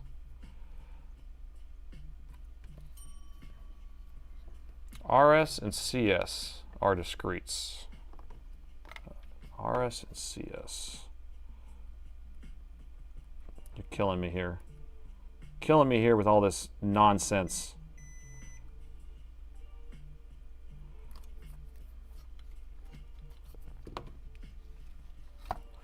RS and CS are discretes. What are you talking about? You're breaking my brain. So I'm going to clean this a little bit more. Give me a second. Telling you, don't use those big words with me. I'm going to clean this just a little bit more. First and 10 just gifted 5 subs. Or 10 subs. No, wait, 5 subs? Oh, 5. It's just your name is First and 10. Thank you for that. RS and CS are discretes. What are we talking about? Resistors and caps are discretes. Right, okay. Now you're picking up when I'm sitting down. So you think there's going to be goop underneath them? Is that what you're saying? I know that's why I was going to go through and we were going to measure them all, but first I want to kind of figure out, like, we don't have a short on any of them. I'm not seeing a crack on any of these. We tested to see if we had a short over here. Now, they could maybe get underneath. I'm not super, I haven't seen that. And then these types of chips right here, usually you don't get anything underneath them either because they have a big ground plane. But I'm going to reflow these real quick. Let me reflow this guy because this is going to be the most important chip for starting the CPU anyway. But over there on Twitch, we had 5 gifted subs, and I can't read one of the names. Jen? Is that what it is? Torn, General, Buff, and Node all got gifted memberships to Twitch. So commercial-free viewing on Twitch for the next 30 days. Thank you for that. That was very nice of you. I appreciate that. All right, so let me just reflow this real quick. Nonsense. R's and C's, just like crickets, passives.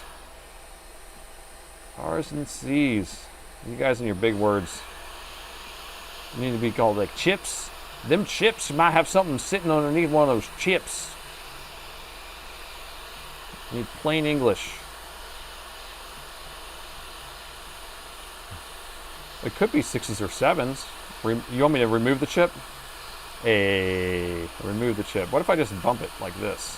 Oh, what if I bump it like that? What if I tap it? Should I remove it just to see what it looks like underneath there?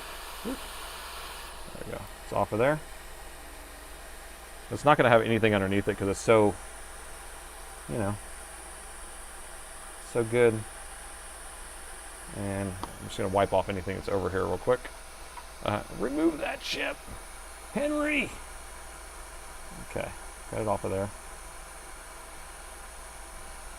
We still have some corrosion in this area. All right. So we'll put this back on. Was the Wi-Fi card missing any edge traces? Well, it kind of looked like it, but when we tested it, it didn't look like it had edge traces that were missing, like when we looked at closer. So I don't know, but the Wi-Fi card is not going to be installed when we're messing with this. So.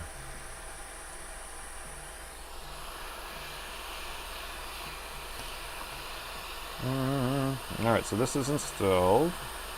Nice. Like what you've done here. Okay. Anything else? There's still a little bit chunkies over here. A little bit of chunky monkeys. Looks brand new. Brand new from Soren's box. Pen 1? Did I get the pen 1 right? You guys are messing with me. So here's our pen 1 here, and there's our pen 1 there. I do declare. See pen 1 on? Pen 1. I concur, you concur, we all concur. Okay, I think this thing's going to turn on and work. First try. First try. It's going to fire up. We're going to see the CPU light up. That's it. Never soldered. Why use flux? Never soldered. Why use flux? Because the flux helps the solder flow. So when I'm putting it on there, if I just tack it on there, then it will kind of be, the solder will kind of be all sticky because there's solder there. And when you add the flux, then the flux is makes the solder run a lot. And also separates in case you have pins that are touching each other and stuff. That's why. Makes it so much better. Okay, are we ready? I think we're ready to light this thing on fire. Fire her up. I measured everything. There was no shorts. I measured components that looked kind of sus to me. It looked fine. I think we're gonna be able to see something good happen here. Let me reboot that so it doesn't have lines on it. Fire her up. All right, I'm gonna put a 240 watt on here instead of a 330. I'd rather not like put all the gigawatts into it. Okay, so this is still a little hot in this corner because we were just soldering in that corner. But I'm going to go kind of high. The goal here is to get the CPU to warm up and the GPU to warm up. We're going to see power phases here light up. We're going to see power phases here light up. Actually, let me put this on the blower here. I'm going to mute the mic for a second while I blow this off so it's not so loud. Hold on. Or I can just turn this down.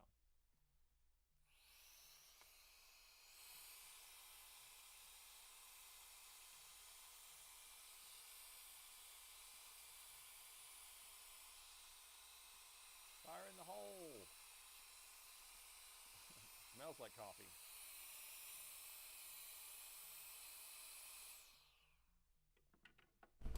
All right, that way you can see it better. All right, we're going to plug it in. It should turn on automatically. We'll pay attention to our power meter. And when we start seeing current pull, the most current that we've got to is about 10 watts, so about 0.4 amps is what we got to. So we want to get higher than that. Are we ready? 3, 2, 1. And we got to nothing. Maybe we have to press the power button on this one. Okay, let me press the power button. It's over here.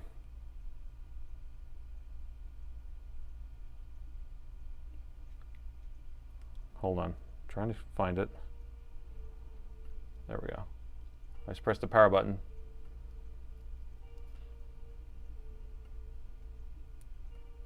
Okay, nothing. We got nothing. All right, so now we got to figure out exactly what's going on that's different. So what usually happens when you have, so prior to this, it did turn on, but it didn't turn on. It just like, it pulled some current and it gave an error code. All right, so now we're not pulling any current. And wait, bottom left big chip was lighting up. Was it really? So if we have an issue where it's not starting up now, probably something was shorted to keep it, to make it turn on. I'm going to plug it back in. We're going to try it out. So they said there was something hot here. So that's the EC chip is on. That's what that is. And we have some sort of power rail on over here. You can see that little warm spot there. But we're about to measure all these different power rails. We want to make sure we have all the power rails. And then where's our power management chip? Power management chip's here, but I don't see it on. Usually I would see that on. So we may have our LDO on, but not our power management chip on. So, but anyway, so what I was saying is that there's a possibility that there was, all that corrosion was actually forcing something to be on fake, not really on. I think it was the EC chip that you just said. Yeah, the EC chip is definitely on for sure. Okay. All right, so here's what I'm going to do. I'm going to plug it in. I'm going to measure the power rails first. So it's plugged in. So we're going to start here. We want to make sure we have main power rail, which is what we had earlier. And if we don't have it now, then we have something different than before, but pretty sure we do. Main power rail is present. And look, do you see what we're at now with our main power rail? 20.1. Oh, but I switched power supplies, so never mind. We were at 19.8 before. Never mind, but I changed power supplies, so don't worry about that. All right, so this is going to be our battery charge circuit. Was this one? There shouldn't be anything on there. That's our main power rail here. And then we're going to come over here to our 3 volt, 5 volt. God, I'm moving this stuff around. You got to be careful. 3 volt, 5 volt. I just poked myself with my probe. 3 volt, 5 volt right here. So we got our 5 volt there. And our 3 volt is there. Okay, so we're measuring those two, and then this should be our 1.8, I believe. I do declare, but it's not there. It's missing whatever it is. I'm not sure what that's supposed to be, but I feel like it should be a 1.8. Don't probe yourself. Yeah, my probe popped out and it stabbed me in my leg, which, you know, always feels good. All right, so I do think we're missing this power supply here. It may come from here. I believe it does. I think these MOSFETs create these, and I think the chip's on the other side of the board. I'm just guessing, though. Let's see. They have so many of these boards that are very similar. So PU1. I bet this is 3 volt, and this is 5 volt. That's what these are. And so each one of these chips control a set of MOSFETs that create a power rail. So these are up and running. So then I think this one, PU1801, that's a 1.8 probably, produces this one, I bet. Number one rule: don't probe yourself. Probing Nate for science. All right, so we are missing a 1.8. Why are we missing 1.8? Let me measure. We had measured the ohms on there before, and it wasn't shorted. So it's this board in AMD. It sure is. It's a the LA K453P. So we got 1.7K kilo ohms. Let's make sure we're getting an enable here. And so let me pull up the board view real quick. Give me a second. LAK453. 453. There's a bunch of boards. There's a 452, 454, 456, 455, and they're all very similar. Does this laptop require a battery? It does not require a battery, but good question. But I do want to plug the battery in, actually, while I'm thinking about that. So I got my test battery over here. Let me plug that in. See if it charges the battery. We see the EC chip on, so we know something will happen. But it's not jumping up to start charging the battery here. And I could try triggering it on. I just can't remember if this thing powers on its own or not. So we have 11.6 on the battery, which is very charged. I mean, it's pretty darn charged. But yeah, this is the 453. Is the initial chip to blame? I don't know. We didn't measure it, but we do have our 3 volt and 5 volt, so it means our main power rail is present, which means that all the rest of that stuff should work. So here's our intercell chip. It should be a K4, a 95522AH. I'm pretty familiar with these. So we have the dot here. So counter corner. We're going to have this first corner here is going to be our 20 volts. There it is.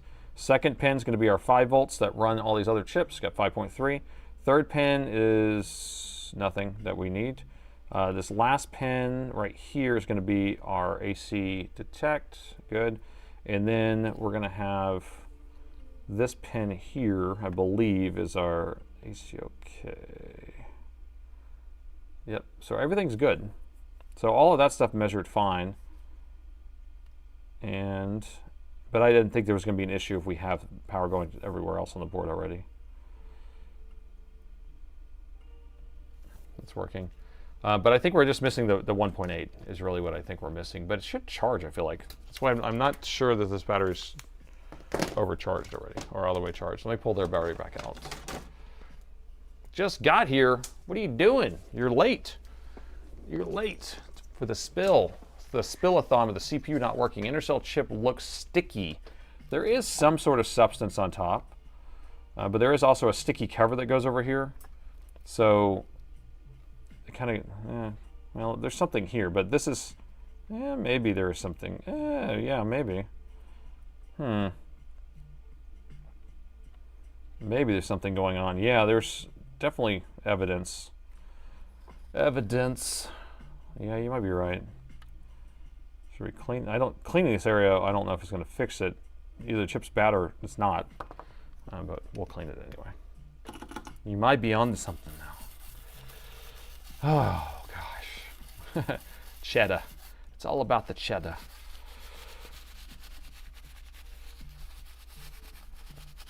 Okay. So that looks better. All right, so let's pull up this board view. What'd you miss? So we're working on a Alienware M15R5 that had a coffee spill, and it looked like a pretty good horror show. It had been cleaned before. They sent me pictures and showed where they'd already cleaned it, and then whenever we opened it up, we saw Freddy Krueger's dungeon in several different areas. So we had to get that cleaned up. And so now we're trying to power this thing on, and it's not starting up. Before it was starting up and give us a 2-1 error, which is a CPU failure. And now it's not doing anything. So hooray.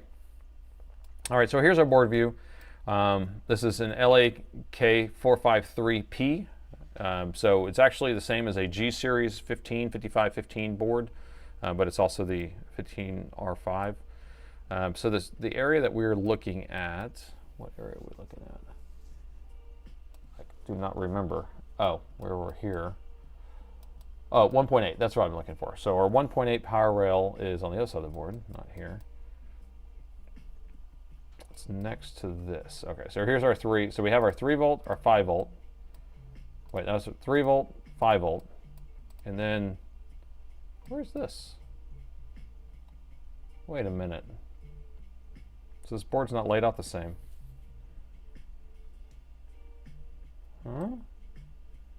Huh? This isn't a 453? I hate whenever these board views are wrong. So it says K453P, right? Concur? Concur. Okay, now let's look at the board. Let me put it in the right direction. And then, so we have this one. So this one, we have this big one here.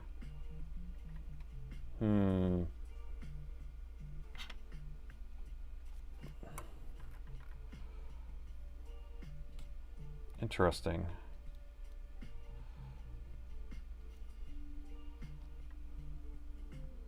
Maybe it is right. So we have the power cap. That's fine. So we have this and the power cap. But where's this third inductor? It's not here.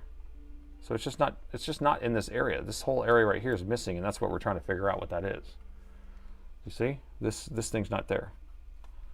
So we have on our schematics, we have this with that stuff, power cap. We don't have this. Freaking board views. Freaking board views. AMD is more popular than Intel at the moment. Is it really? What is it? 1.8 that didn't fire up? That's what I'm thinking. I mean, that's my guess. Was a PU 1801. Let's search for a PU 1801. See what comes up. PU 1801. Go. Maybe it's in a different spot on this board view. So it's putting it. Let's see.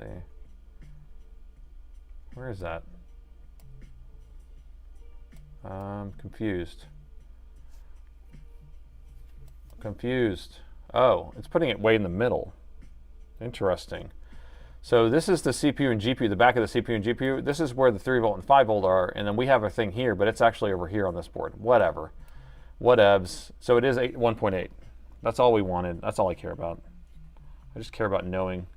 So pin 1, we're just looking to see where there's an enable on this thing. So we should have our 3 volt there. Enable is going to be pin 9. And then this 1.8 we need. Okay, so let's go back and look at that. So pin 9 is where we're looking for an enable. On this chip. On this jobby. Oh man, wrong board. It's annoying how they do this. It's like the board view gets named and then somebody's like, yeah, this is what it is, and then it's not. And then I have to kind of figure it out later on, and then I rename it properly inside my collection, but whatever. Yeah, what can you do? I mean, I can look around at some other ones. 4, 5, 6, 7, 8, 9. Wait, is this the same amount of pins as the other chip? What? 4, 4, 3. Oh, wait. Look at this. Is that right? Oh, this is a no pop. Okay, so 1, 2, 3, 4, 5, 6, 7, 8, 9. Okay, so that's right. All right, so we're going to measure this pin and make sure we got an enable. I'm going to plug it in. And don't slip.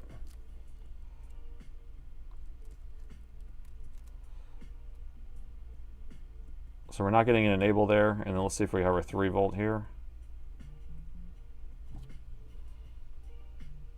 No, I don't get that. I don't get it. So we should have 3 volts right here.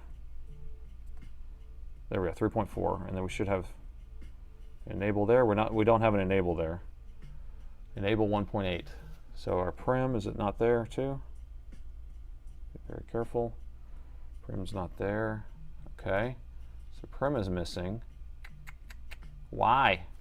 And then our 1.8 VCC is right here. So that's the output. Okay. What are you thinking, guys? Unfortunately, Tazzy just sent 5 Get This subs over there on YouTube, actually, this time. Thank you so much for that. Appreciate it. All right, so I'm missing some of the chat here because I'm so concentrated. Let me see what we got here. BIOS, interesting. Could be BIOS, because we've definitely seen the BIOS do that, but usually we'd have to have the 3 volt, the 5 volt, and the 1.8 present in order for me to do something. What did you say 20 minutes ago? Use a sledgehammer. The chip by the PU1 pulled off and put it back on looks strange. The chip I pulled off and put back on by PU1801, I've only pulled off one chip.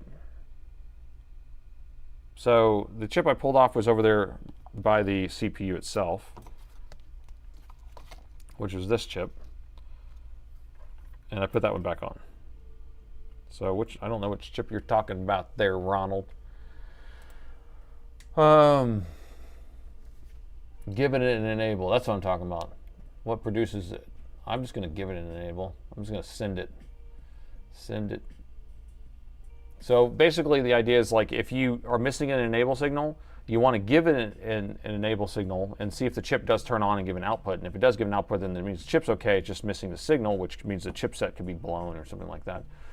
Yeah, it's time I told you. 4th gen running DDR3 for 10 years. Nice. Felt better. Rebuilt it for while I could. Yeah, do it, man. Pull off 1801. Should I pull it off and just put it back on? It didn't have any liquid damage over there on 1801.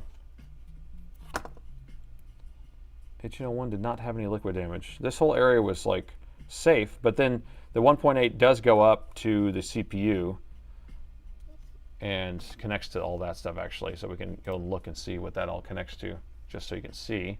So the output of that goes to 1.8, boom. Boom, boom, boom. So it powers this area right here. And that goes to next to the EC chip. And it comes up here to that sketchy resistor. We have a sketchy resistor over here that I did see. So that connects right to the sketcher right here. Right there to that guy.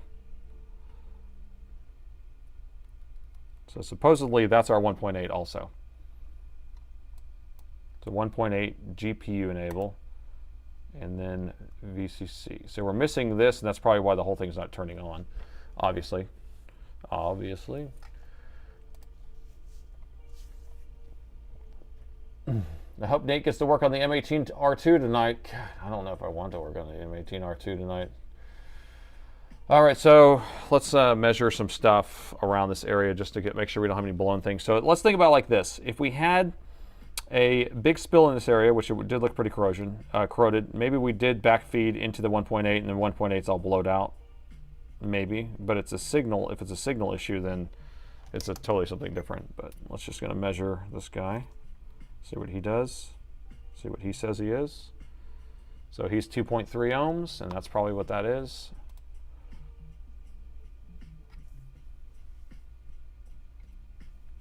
And it should be a 2.2, so 2.3, whatever it takes, that's about right. Okay. And then, so I remember to juggle this stuff. A good plan, inject 1.8 on the 1.8. So I can inject the 1.8 on the 1.8, or I can inject the enable signal to see if the 1.8 comes on. 1801 looks, PL 1801 looks cracked. I scratched it. So when I was measuring it earlier, I kind of poked like this and went, so that was me. So all we're doing, let's just put a enable signal. I think it should just take a 3.3 to enable it right here. So let's see if we can find 3.3 somewhere, which is right here, I believe. So theoretically, we can tweezer across this whole area right here and turn this thing on. A little tweezy, if we're crazy enough. So I'm going to hold that down there and see what, make sure we got our 3.4 right there. 3.4. All right, so and right here we don't have an enable, so I want to tweezer across this and be very careful, and then I'm going to hold my probe on the 1.8 to see if it turns on. Okay. And if you don't want me to do it, yell now. What time do you declare the board dead? Well, I don't know. I spend lots of time foghorning it here for a while. Yeah, I don't know. I spend a lot of time usually. I don't want to declare it dead in general, but if we have to, eventually we have to. Okay, so here we go. So we should get 1.8 on here when I do this. We got 1.8. Do you see it? I'm going to let go. We don't have 1.8. We got 1.8. We don't have 1.8. So this chip is good. The power rail is good, and it's not even like freaking out by being there. We're not pulling lots of current. See how it's still saying at 0.02, and then we let go. So it's not like pulling tons of current. So we have power. I can't believe. But why are we missing 1.8? Enable, right? And maybe I'll go back. Let me make sure that this doesn't need to have a power button pressed. So I'm going to try pressing the power button again. Maybe I just was not passionate enough about clicking the power button. You know, where's the power button at on this thing anyway? Where are you at, buddy? Where are you at there, buddy? He's around here somewhere. I pressed it. I know I did. There it is. Power switch. Okay, let me try it again. I'll press these together. Oh, well there it is. It is powering on when I did that, but it's not powering on enough. So we have something on. It's okay. PWM controller is on and warm. Power phases are not. Sloth just gifted a sub. Thank you for that. Appreciate it. Okay, and we have this PWM controller on the GPU turning on. Streaming from a plane headed home. Best in-flight entertainment I could wish for the next 3 hours. Awesome, Cool Breeze. Cool Breeze is a pilot, so don't crash that plane. Don't crash the plane there, Cool Breeze, but I appreciate it. Thank you. All right, so let's see if our 1.8 is up and running now. If it is, then we can probably do like a BIOS or something. But our 1.8 is on now, guys. So we are moving quite along here. I'm thinking, what do you guys think now? So now we have our 1.8, our 3.3, our 5 volts. It's kind of coming on, but it's not pulling much current. All the PWM controllers aren't coming on. Blah, blah, blah. Bob's your uncle. What are we going to do now? I want to do BIOS. BIOS time. So at this point, because we have the board kind of trying the trigger on, I feel like we probably should, yeah, flash the BIOS. That's what I'm thinking. And the reason why, here's another thing to think about, and I want you to kind of like get together with me on this. We'll brainstorm, but here's our BIOS chip. It's a 1.8 volt BIOS chip. Say JW, right? So if it's a JV, then it's only a 3.3. But because it's a JW, like a, you know, like a dub, then we should have 1.8 volts on this pin right here. I think that's right. It's like I can't see where pin 1 is. Where are we at? Pin 1. It's here. So we should have 1.8 here on this pin. So pin 8. So if I measure there, I plug it in, we don't have 1.8. But if we power it on,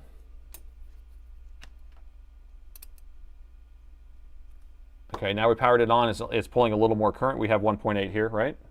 And since we have 1.8 on the BIOS chip, and we also had a crazy spill up over here that also shorted out this chip that was on that 1.8, it probably did some backfeeding into the BIOS chip and corrupted it. So we're going to install a new BIOS on here. So let's get going. Jehovah's Witness, just like a W, the JW. All right, let's see if we can get a chip reader. I'm going to just use my chip reader. We'll try to read it in place. We might have to pull the chip because these 1.8s, they don't like being pulled and read by the board itself, on the board itself.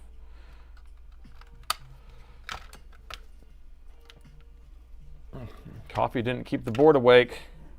It sure did give it a sugar rush for a little bit. All right, so y'all remember the chip number. It's a M12JW741. I don't know. That's a weird number, but I'm sure it'd be fine. Okay, so actually I'm using a different reader. Let me grab a different one. It's the wrong size. Oh yeah, we should add some hot glue. Keep it in place. Its final resting place. All right, so this is just a pogo pen reader. So this allows you to read these chips without having to take it off the board. Now, 1.8 volt chips don't really like to be read while they're in place on the board, but we can try it. And pin 1 was over here in this corner. I just kind of mark mine with pin 1 on here, wherever it is. Mark it right there with just a little mark. And so I'm going to align this one here. Now this chip reader is for a little bit different size chip, so I'm just going to kind of prop it over on its side. I just want to make sure that all the pins are touching, but I'm not touching the pins together. There we go. So I'm just going to hold it in place like that. And let's switch screens here.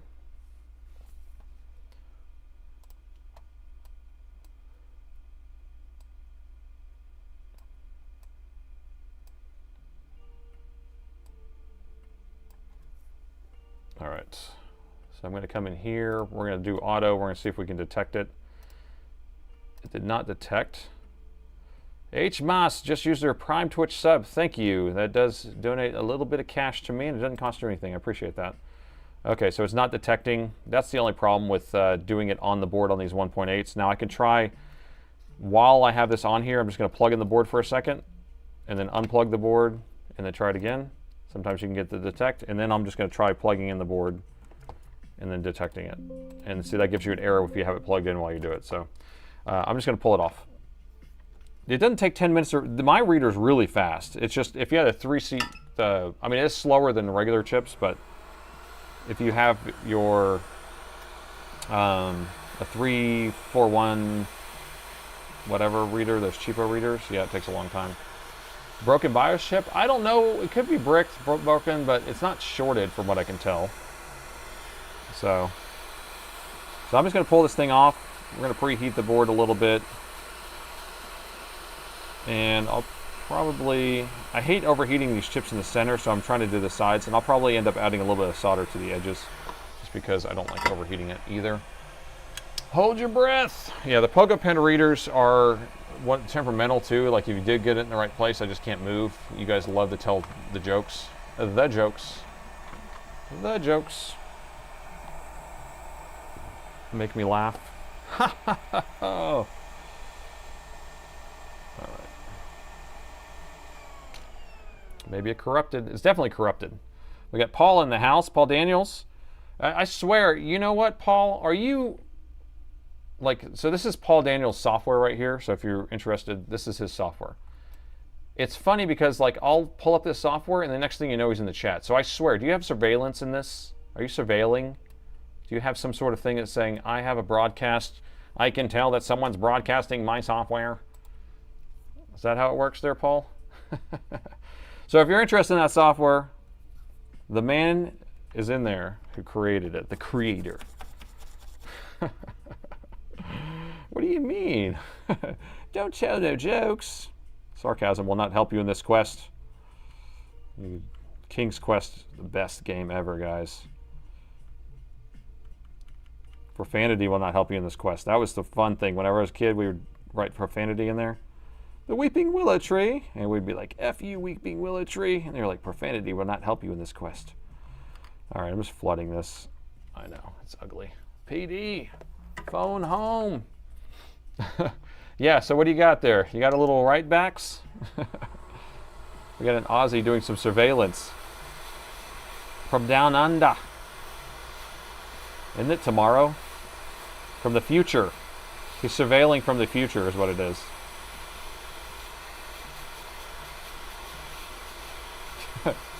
What's the name of that game? Sounds familiar. King's Quest.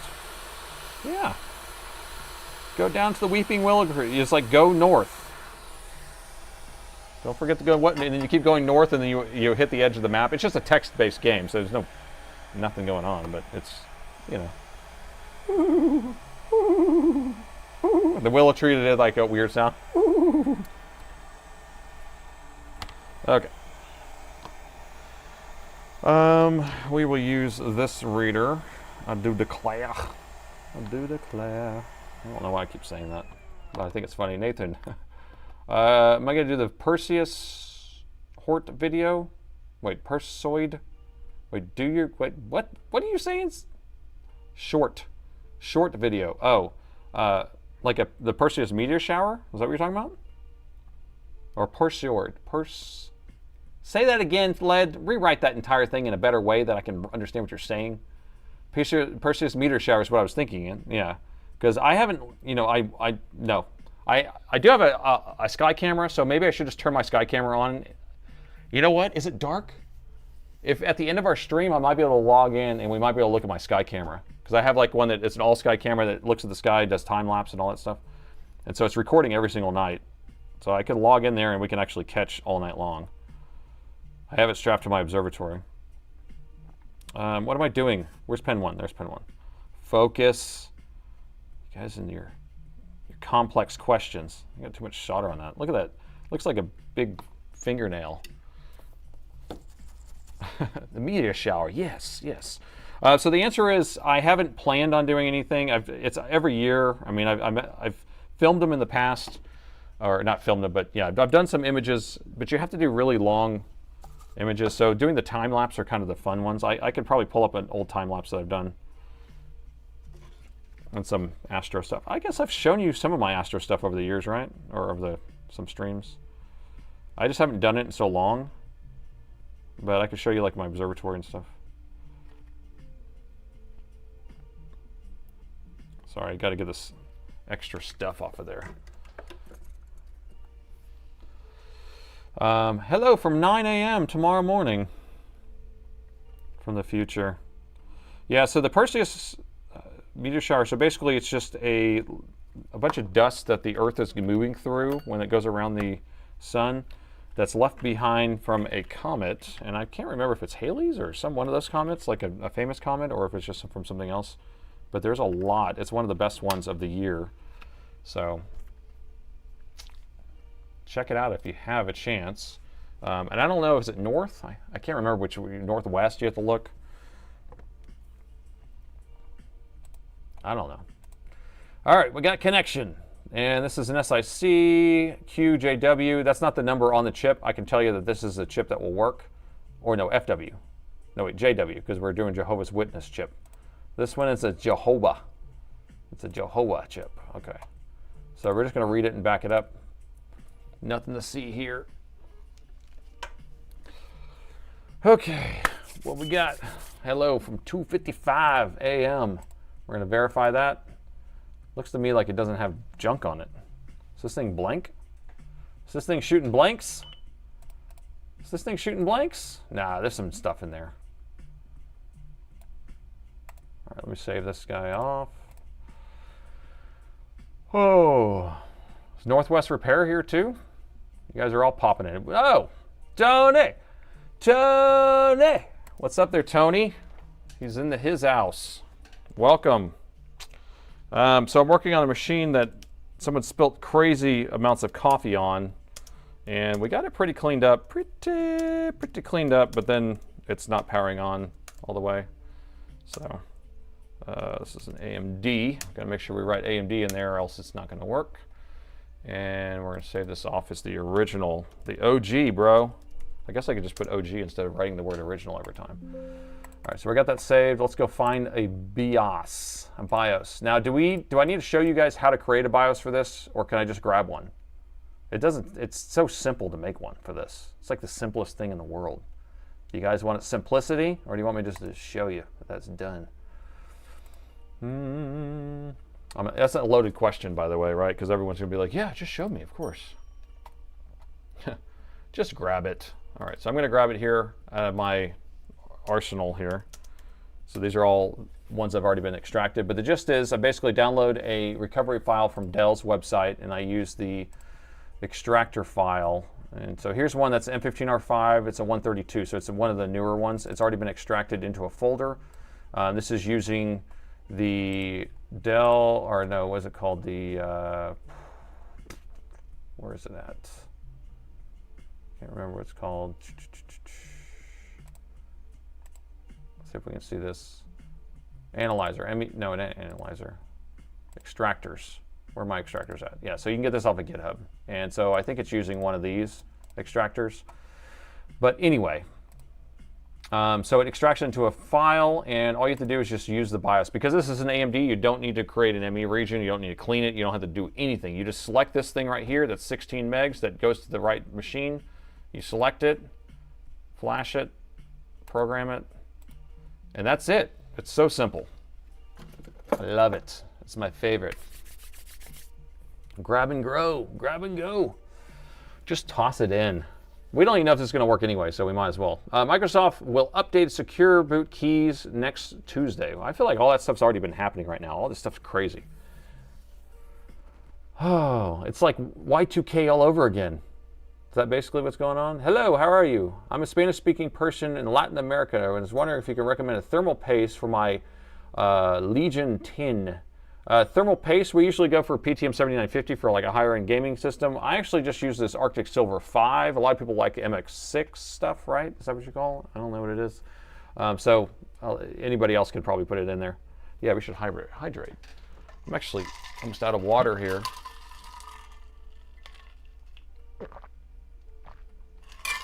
Okay, Comet 109P, Swift Turtle Comet, is the mother of Perseus. Oh, and what year did that first pass through? Do you know? The mother of all. Okay, MX7 is the best, the Johnny V says. The higher the number, the better. Windows 11 is a virus. All right, so this did write to the chip. We can go back and just, we could verify it one more time and make sure that it wrote properly. That just takes 2 seconds. MX4 spreads better. Okay. And, what am I using? This is Arctic Silver 5. Arctic 5. High density polysynthetic silver thermal compound. I don't know. I like this stuff. It's fine. Each vial weighs a lot. It has lots of silver in it or something. MX4. Built for comfort or built for speed? Which one is it? All right, so we're going to take this off of here, and I'm going to reinstall it back on the board. Now, we're only flashing the BIOS because we don't know why the board's not starting up. We did get to the point where, all the power rails are now coming on, 3 volt, 5 volt, 1.8. But the 1.8 is tied over to the PWM controller where we did have a bunch of nastiness. So I'm assuming that we might have gotten a corrupted BIOS from that. And that's why we're cleaning it. Cleaning it with a new one. Look at this horror show. Should I just put it sideways and just put a hot glue on it and call it done? You guys remember that one? You guys remember? Do you remember? So let me turn this around. I think it goes this way, right? Pin one's there, pin one's there. Matchy, matchy. Okay, how about unsalted butter? Butter. Wasn't the Easty guy, doesn't he test all sorts of different thermal pastes? And didn't Soren, he did a video where he ordered a bunch of AliExpress thermal paste and then did like a very controlled, testing with a Peltier cooler and all that stuff.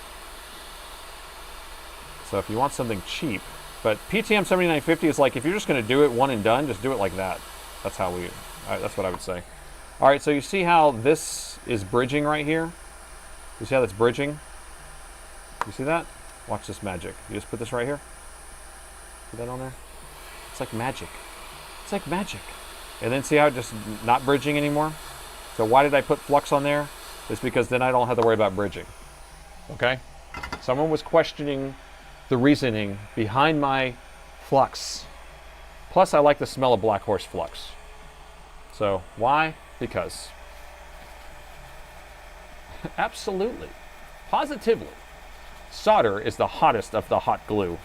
It's like the biggest of all bosses, too. Disregard the other super chat. What did I miss something, Santa? Sorry. You're messing me up here. Where'd you go there, Santa Claus? It's funny. When I miss things, I just miss them. I totally missed them. It's been missed all the way. Well, where'd you go? I don't know. Well, what was the other one? I'm trying to pull up your list here of all your talkings. I'm here too. Enjoy the super chats. Okay. All right. I don't know what's going on there, but something's happening. We got some new followers coming in hot. Poll for success. Oh, that's a good point. Okay, so you guys, you can do 1 in chat and 2 in chat. So we can do 1 in chat if it's going to work, 2 in chat if it's not, and 3 in chat if something different, I guess. I don't know. If I shouldn't have tried a BIOS.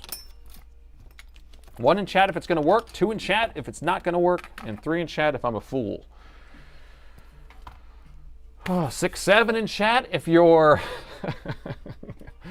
if you're spicy. If you're spicy. All right. We got lots of 1s coming in hot. Dogbone, Sourpuss. We have a poll up actually, so you guys can vote for real in a real poll. A real poll. Real poll there. Yep. Nothing but the best. All right, so we got a poll up. And Jack just did 5 gifted subs. Jack coming in hot with 5 gifted subs. Thank you so much for that, Jack. Who do we got here? Chris, PH433, GJ, like good job, I guess. Devin and Delon. Thank you so much for that, Jack. Very nice, very nice. All right, so it looks like 75% on the YouTube thinks I know what I'm doing. And then 60% on Twitch think I know what I'm doing, but then 35% sourpusses. But we have 142 people on Twitch and only 23 voters. That's what that means. We still have 1s coming in on the chat, though. 1s coming in. All right, I'm actually optimistic. I think it's going to do something different at least. So I say I would do a 3 on that. A shart. I will do a shart on that. Shart anybody? Number 3. 57. Oh no, Twitch is going to 50-50 again. You guys are so evenly split.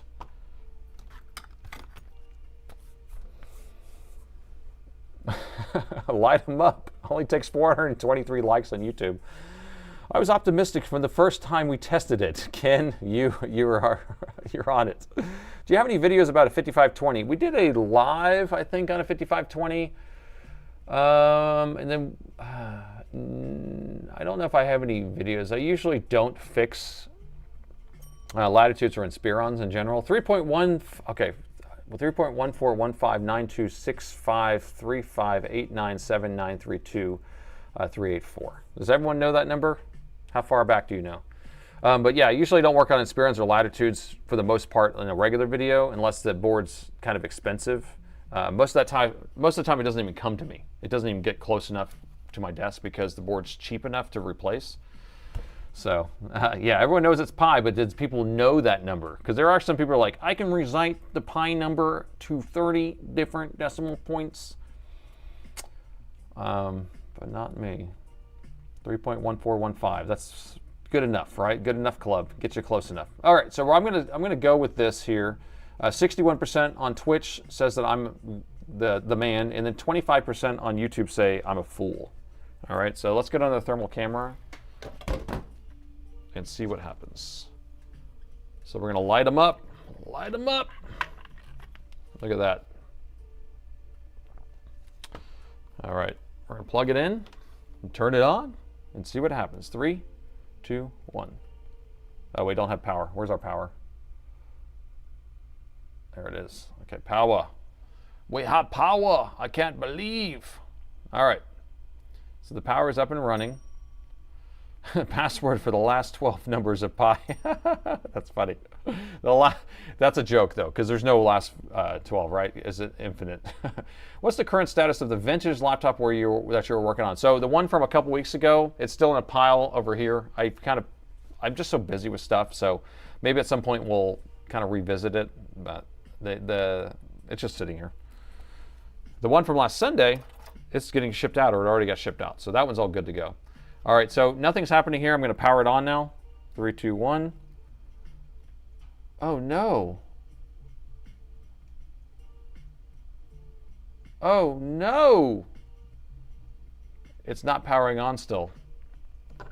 All right, so we still have an issue.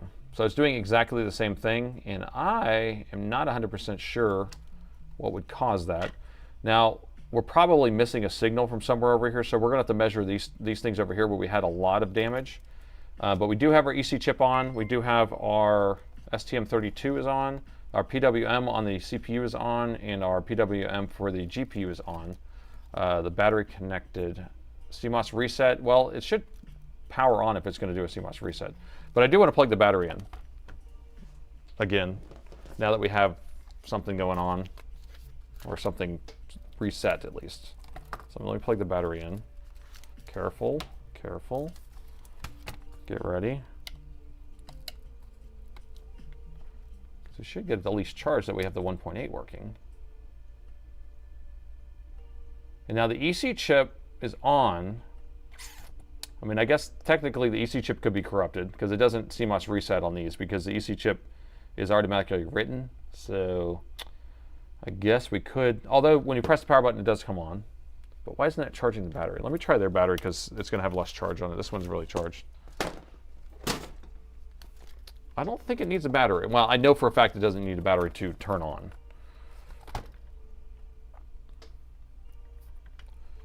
Let's get rid of this pole. You're out of here, pole. You were wrong. You people didn't know what you were talking about. Too many people were optimistic. We need some more of those naysayers. All right, so I'm going to plug this in like that. This is their battery, has a little bit lower charge state. Plug it in. And we just want to see if it starts moving and grooving. Can we end the poll? The poll is ended. I've done it. I have done it.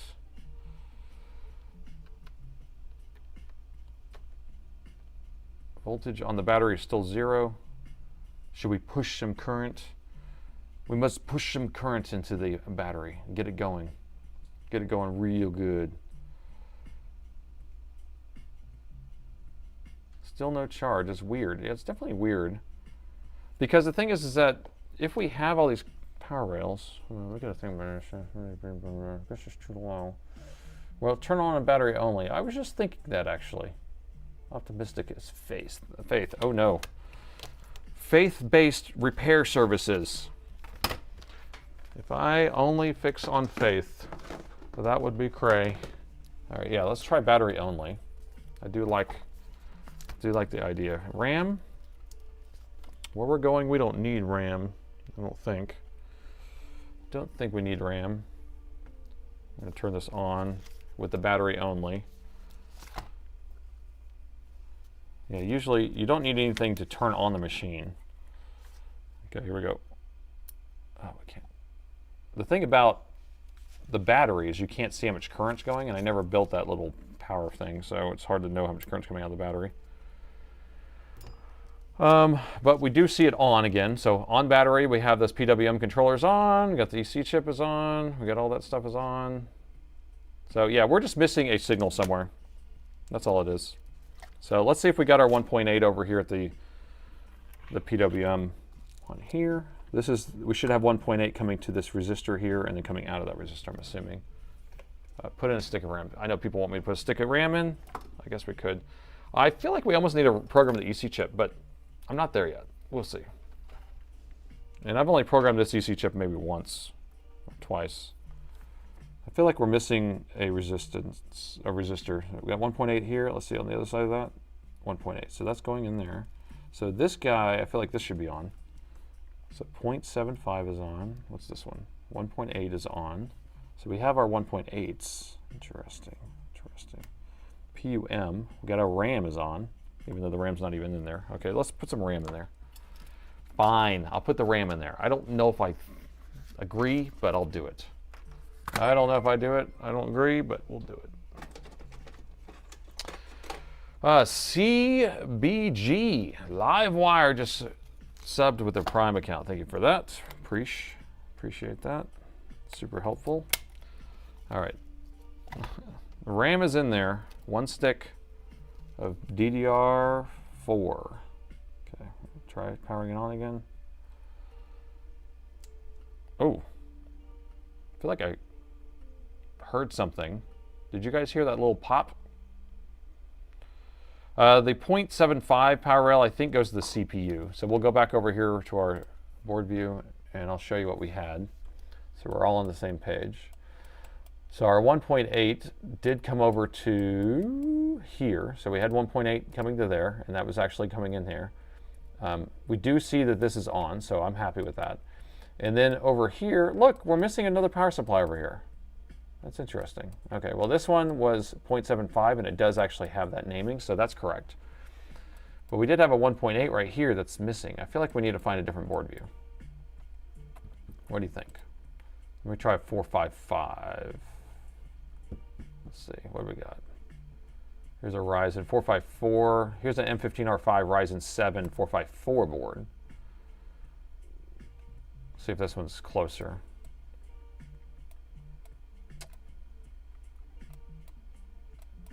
Three volt, 5 volt, still missing the 1.8 right there. And then, what was the other area we were looking? I don't remember though. Gosh, I keep forgetting what we're looking at. Concur, different board, then install it. Yes, new board. I do concur. Okay, so we're looking here. That's right. So we had a missing thing here. So I'm telling you. So that other board view looks the same as this one. This is a 454 board. I bet the other board view is a 454 also. So let me see if I have another 453. And sometimes they're just multiples in this thing here. Nope, I only got one 453. Oh, see, it has it marked as a 453 and a 454. Do you see that? See that? People, so you just have to get what you got and you don't get upset. So here's that 1.8. So this is probably the 1.8 that was over here on this one. And that's on. All right, so we have all of those. Let me go back to the chat because I can't see what you're saying. Oh, can you plug the power button in and see what the error code is? Smarty pants. Look at you. Look at you with all your smartness. Who was that? Who said that? Who said that, people? Share. Share said it. Look at you. Brain trust. Brain trust alert. You guys are coming in hot tonight. So we're going to plug in the board. We're going to kind of like halfway install it and then power it on to see if we are getting a light code. If the light code points to something, probably pointing to something like power rail failure or something. We have RAM installed, so we shouldn't get a 2.3.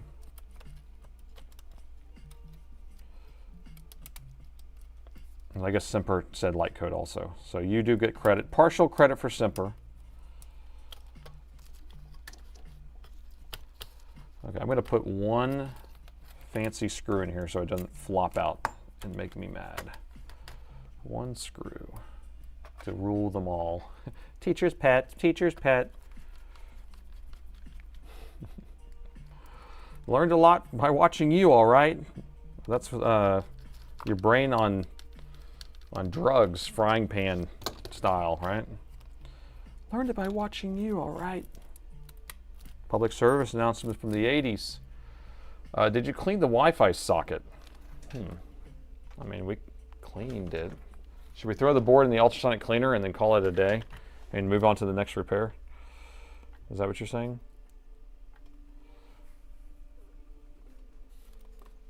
Is that what you're telling me?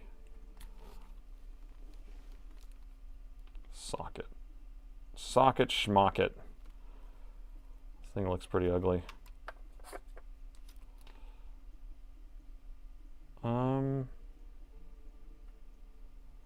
Yeah, I mean, there's some boogers here. We do have some boogers right there. I don't know. Yeah, I bet we do need to clean something. I don't know if it's causing the board not to start because we're getting all the voltages. I guarantee we have a blown resistor somewhere. That's the problem with these types of liquid damages where you have just like one little resistor that's blown. You have to sit there and measure every single resistor in that area. Yeah, no shorts, no shorts, no shorts or nothing. Here, we'll clean this. Distilled water.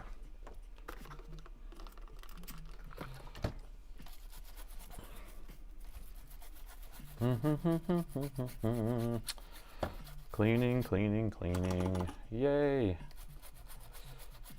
Yeah, I think it's a resistor too. Yeah. So we have to test every single resistor on the board.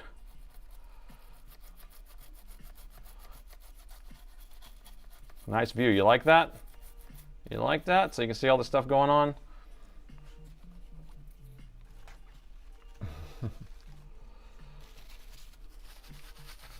Sounds like a pickup line. Let's test it for science. All right, so let's see what this error code is now. I'm gonna blow this out though.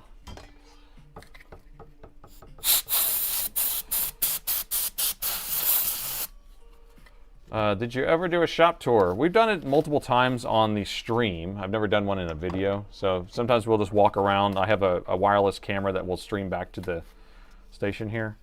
And then we'll walk around the store and then go in the warehouse and stuff like that. I mean, I've done like a little bit of showing off my stuff here. So like if you look at what I have set up here, like this is a tablet that's running Macro Deck, which I use as my kind of Elgato Stream Deck. And you can program different buttons. So like I can put different views on here.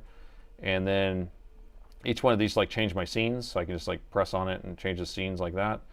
And then I have a monitor here that has a bunch of different chats here, but basically it's like Twitch, YouTube, and then I'm at my Twitch stream, and then I have to have like the polls up and stuff like that on this screen, and this is my main screen that I use, and I have another chat window here, and then I have another chat window here on my camera, so I can look at that. I have chats all over the place. That's why the words are so many words. It drives me crazy. But yeah, this is my hot air stations right here, my soldering stations here, a voltage injection tool. This is just a crappy power supply. I don't really use power supplies that often. And then I have my oscilloscope there, and then my voltmeter. That's it. That's my tour. There's nothing here. There's nothing else. That's all it is. All right, I'm going to plug this thing in, and then we're going to see what error code we're getting. Watch it turn on now that we've cleaned that Wi-Fi slot. It's an Atten. Yep, I got the Atten 862D Delta, the old Delty. Aussie oscilloscope. It's a Siglent. SDS1104X-E. I got that a while back. I'm not super good at using it, so that's why I don't use it. More issues with the voltmeter since you got the battery adapter? Nope, no issues with the voltmeter, not one time. So I got, if no one knows about it, but basically this voltmeter takes four AAAs, I think.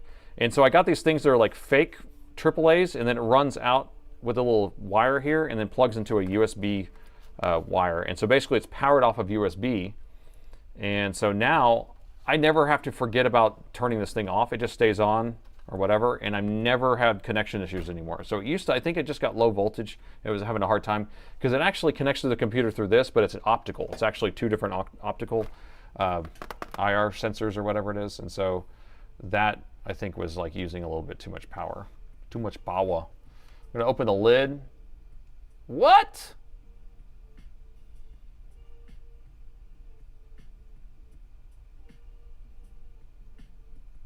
Champapon. Did I plug in the LCD just now? I did. But why? Why? I'm gonna unplug the LCD now. How are we using more current? Because that's the only thing extra I added. That's crazy. Yeah, it still said 2.1 for sure, but I'm just confused on how many amps I just pulled. Open it up. What?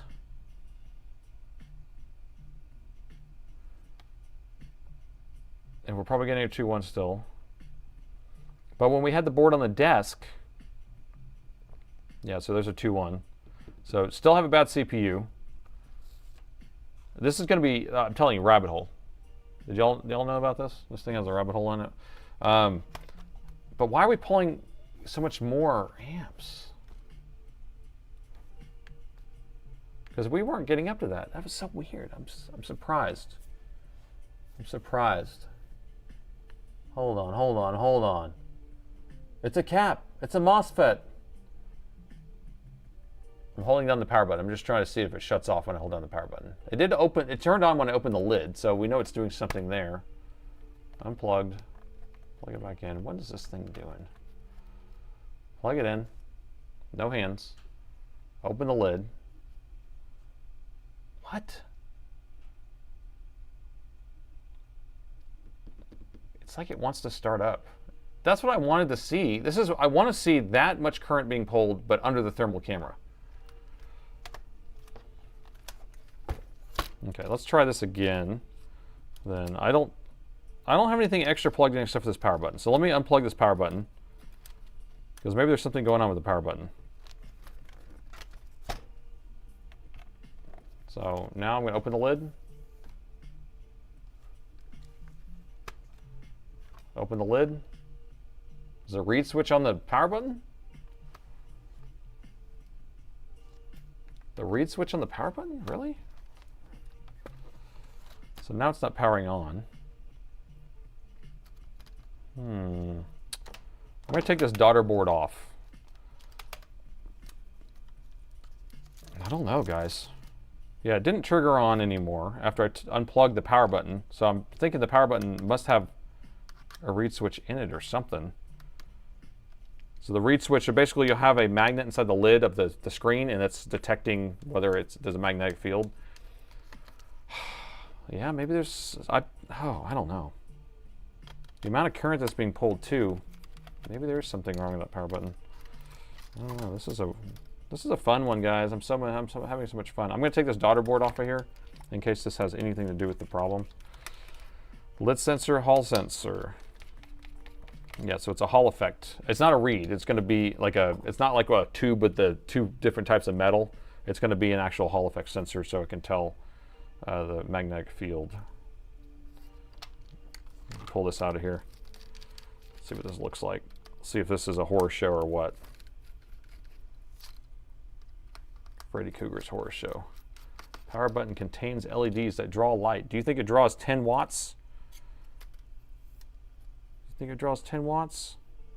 That'd be the most watts I've ever seen coming out of an LED. Mega power watts. Because that's really the only thing I had plugged in, was I had this daughter board in here, which I can grab another one of those. That way we can test that. Let's just take a look at these things with our eyeballs. With the balls. LEDs contain power. I like that.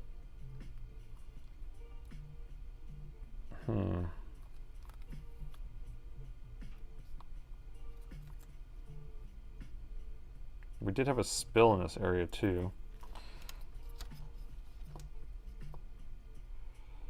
I mean,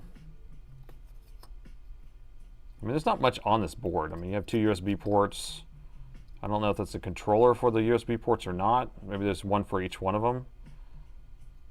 You got that's where the camera plugs in, and then you have your power button plugs in there. So there's not much to it.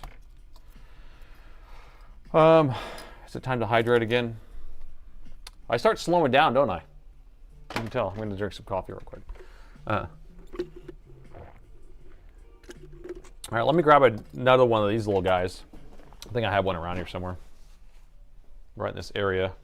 Right in this areola. Let's see what we can find. Oh yeah, here's one. Did he just say areola? All right, here's a donor board. Donor board. All right, so I'm going to keep his separate. The RAM. Oh, well, the RAM was in there when we were dusting it on the bench too. This will be our donor board. We can still whatever we'd like. Although that's the 454 board, not the 453, which is what the schematics actually are for. The RAM, I tell you, the RAM. Just a new power button.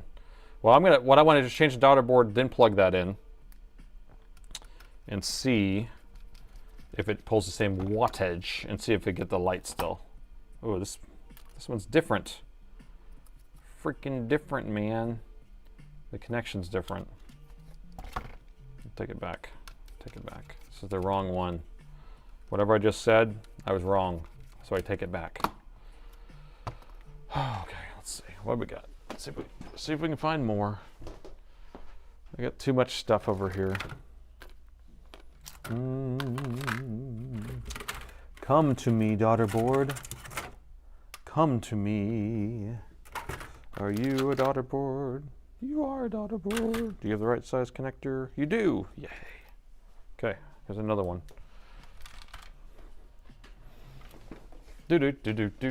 I found another daughter board. Is it the right one? Maybe. Fix it, fix it, fix it, fix it. More coffee. Go, go, go. Ah, website lookup. Go quick. Yeah, no, I found one. I don't feel like going out to the warehouse, so whatever I can do to not go to the warehouse, that'd be great. Yeah, if you can just come in on Saturday and go to the warehouse and go find all this stuff. He's singing. If he's singing, he's going crazy. That's when the delirium starts to kick in here. I'm tired. What time did I get to work today? I got to work a little bit later, so we're good. Oh gosh, are you kidding me? Northwest Repair. Tony, you love reballing, don't you?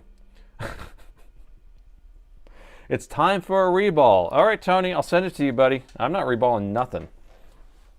I'm done with this. Although that's a small chip, so it'd be pretty easy. But do I want to do it? No, not doing that. Uh-oh, my microphone just fell off. Am I still there? Can y'all hear me still? Tony. So Northwest Repair is the guy who does all the GPU repairs, and he's very, very witty in his videos. Love his, and he has the cats, the famous cats that play the music, which although I haven't been seeing a lot of cats lately, you need to get that, you need to fix that. You need your cats back in your videos. That is the highlight of all the videos. Where are the cats at, man?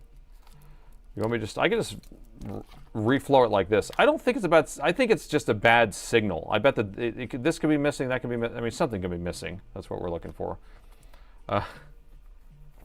You should go to Nate's shop and show him how to do it hands-on, reballing.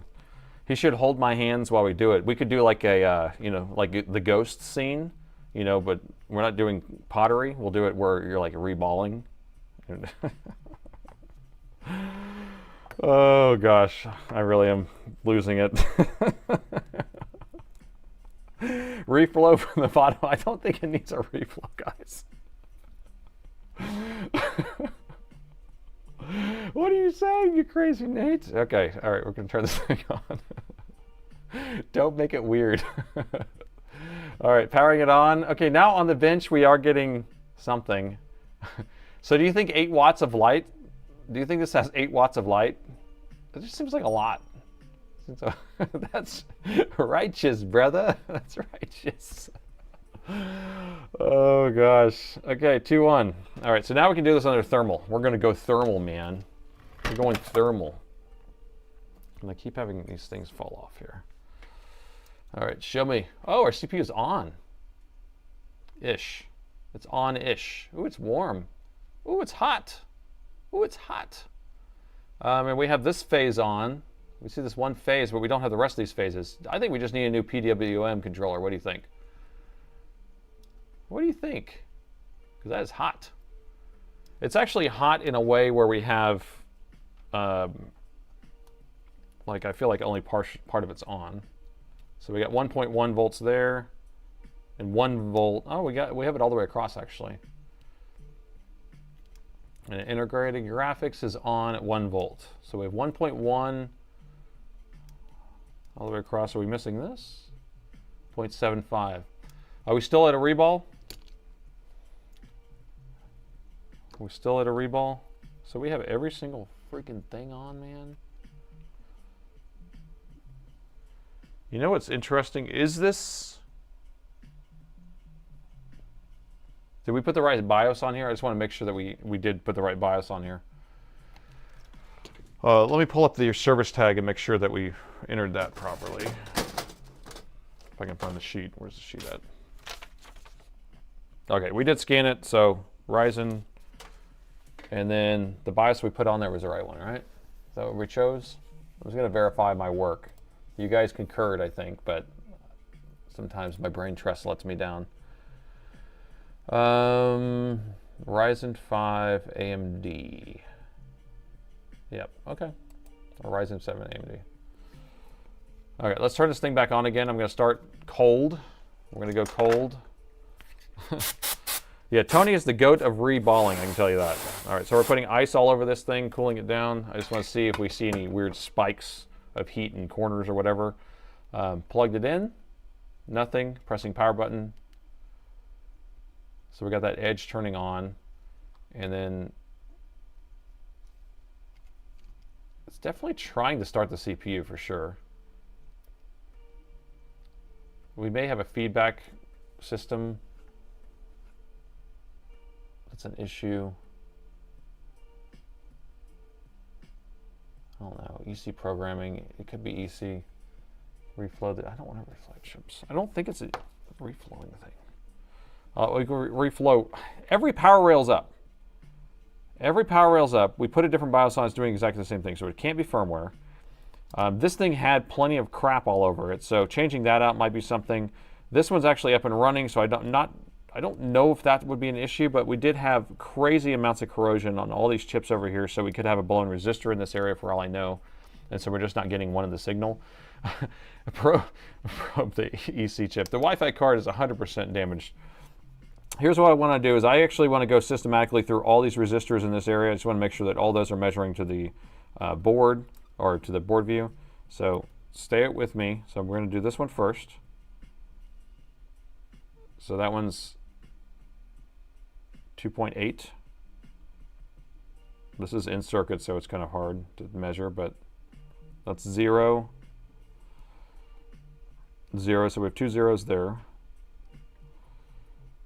And 0. So those 3 are zeros. So this is the one that's something in the kilo ohms. So let's go see if we have that as a correct measurement. Because I guarantee we just have something blown. Or it's a reball, and I'm going to send it to Tony. Tony. All right, so we have 0, 0, 0. So those 3 are zeros. Do you see the 0 right there? 0, 0, 0. And this one was 10K, and I'm measuring 2 point something, whatever. That's fine because we're in circuit. Okay, fine. So we have a couple more that we want to measure. And what are you guys saying? What are y'all talking about over there? I know you're saying something. We're talking about something. You guys, 100% probability of something's wrong. So this is a 1.67. This one's a 0, 0. And it is 0, 0. And this looks so ugly, but it's probably fine. And how bad were we over here? You guys, we saved a picture of Freddy Krueger's horror show before we proceeded. So let's pull that up. So here's Freddy Krueger's horror show that we started with. So we didn't even get down here, but we did have this. So Tony, do you still think that we need a reball, or should we just replace this stupid thing? I bet we need to replace that. All right, that's what I'm doing. Does everyone concur with that? We took it off and we reballed that thing. Now we reflowed it.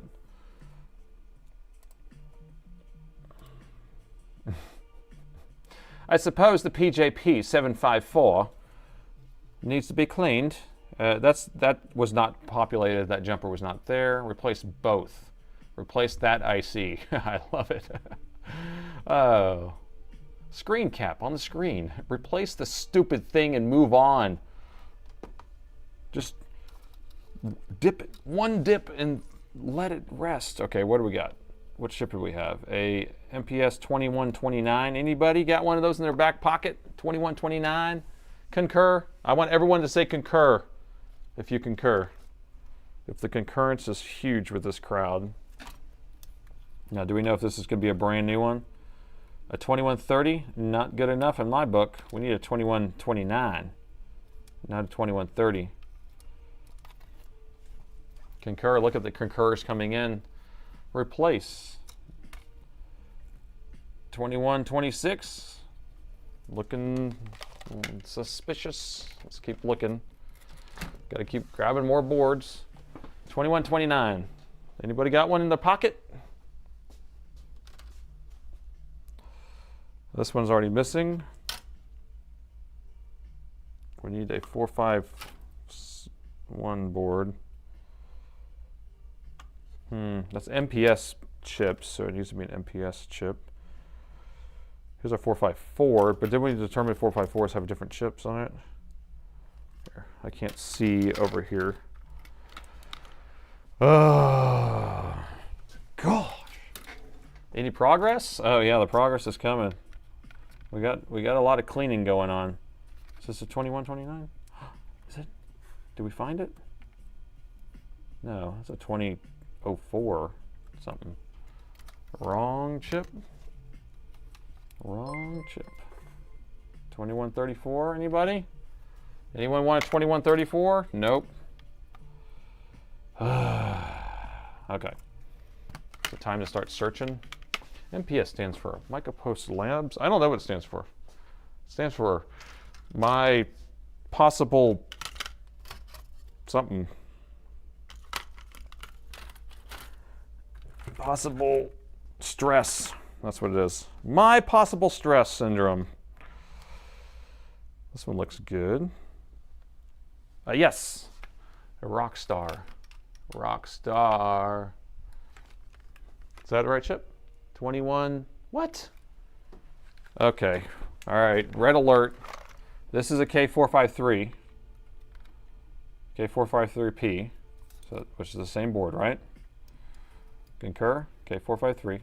Concur. Okay. Then we have our MPS 2129. 2129. And then we look at this board. And we have a 2115. What are you thinking? What kind of smoke are you smoking? Maybe it's a 2145. Is that what the other chip number is? Oh, it's the second line. There's your sign, people. The other one's the date code. Don't mind me. All these boards were correct. Every board you saw first was the right one. Well, Finkelstein, what are we thinking here? Okay, let's pull this off. God, freaking idiot. You guys, you don't even know what you're doing. I'm telling you, it's hard to perform on demand. I'm telling you. What do you want me to do? Tap dance? What do you want me to do? The middle number is the real number.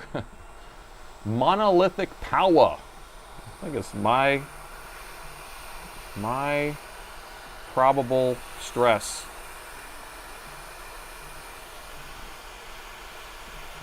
Oh, is it an S for speed? Is it built for comfort or built for speed?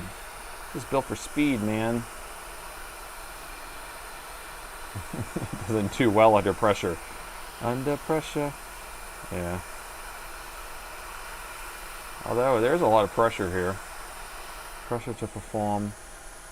All right, so we have this MPS chip off of here, and we have this possibly good MPS chip on this board that has no power phases on it. No, it has no coils, inductors, but it has all the power phases still there. Interesting. Huh. What are we talking about? What's the you need to act like giddy up. Giddy up. It's like levels. Digital multi-phase controller IC. Ooh, I like that. That sounds like a new shirt. Do it very complex. Dragon Ball says built for speed, baby.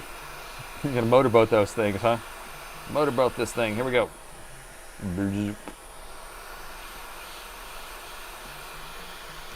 Harley or Honda? Ooh. Well, I did have a Honda motorcycle for a while.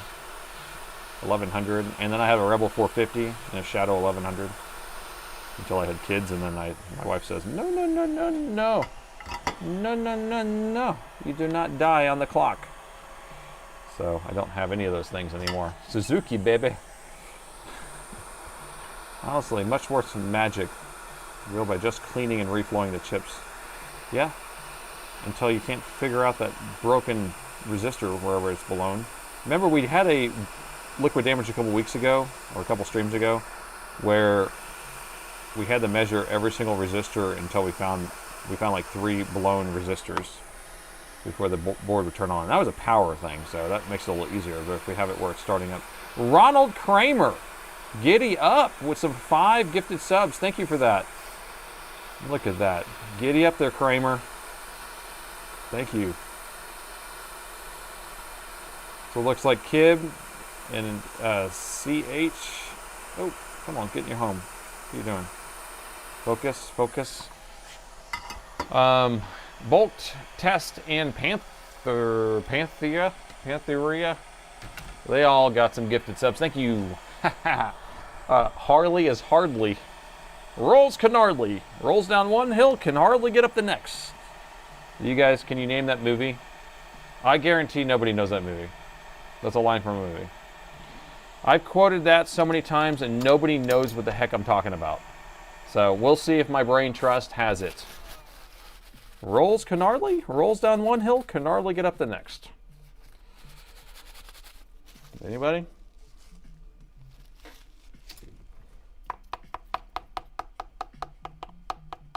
I'm waiting. Nope. It's an 80s movie. I watched it when I was a kid. I rewatched it with my kids, and it was pretty weird to rewatch. Ah, you got it. Who was it? Dave. Dave got it. Explorers. Yep. The three kids that built a spaceship in their backyard and like a little orb, and then ends up going into outer space, and then gets picked up by a space alien, a spaceship or whatever, and they only watch TV commercials. That's all they do. And so they're sitting there just quoting all these TV commercials. Gingivitis. They're just doing all sorts of funny stuff. It's a ridiculous movie. And so they're just, so that was one of their things. It's the newest car. It rolls down one hill and can hardly get up the next. Anyway, good job, guys. Love it. Dave won, though. He's the winner. He's the winner. I'm sorry. Were you ever on TV? Hell no, I was ever on TV. I am not a public speaker at all. I'm just, I'm just here. I'm just fixing computers. I just started computing in front of people last year. It's been about a year and 10, I don't know. My first live stream ever was about a year and some ago. But I've gotten a little bit used to it. Okay, so we have a new PWM controller in here. So this chip is controlling all these chips here. And now the CPU is coming on, but we were throwing an error. So there's a possibility this is not having a feedback circuit that's feeding back to the EC chip or something. I don't know. So we're just throwing a Hail Mary at this one. And I'm going to plug it in, power it on, see what happens. You ready? AI for the win. Did AI really? No. Are you really? Did you type in? If someone typed that question to AI to get the answer, take a deep breath. Take a deep breath. What the heck is going on here? What the what? Okay, I got a capacitor on my desk. It's probably nothing to see here, but I got a capacitor here. It might have just came off of all my other boards I've been throwing on this desk looking at it. So anyway, I don't know. We'll replace that capacitor in another video. Okay, here we go. There we go. Morris Minor in high school. Oh, really? Roll. He called it roll, Scott Harley. All right, powering on. 3, 2, 1. It's plugged in. 0.02. Pressing the power button. 3, 2, 1.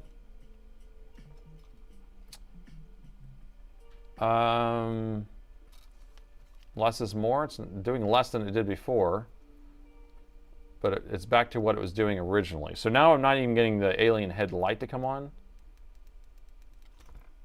I'm gonna unplug it, plug it back in. I'm not 100% convinced that that is a good PWM controller too, because these boards are, there we go. All right, we do have power on now. I do have a power on light. Oh, you can't see it, but now we're not getting. We do have an error code. Let's see what the error code is.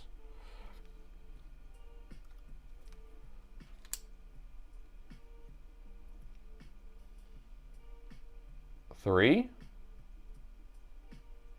2, wait, 3, wait. How many was that? 5? 3, 5?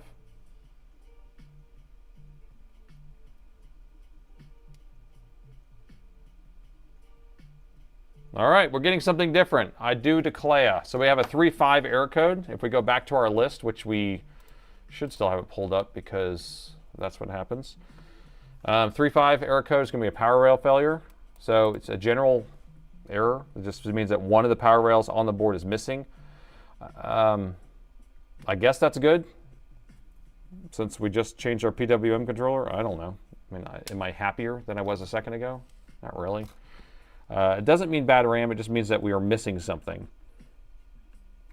Let's just make sure that we have all of our power rails, even though it says something's missing. It usually means that it's like a lower power rail or something that's like a minor, not a major.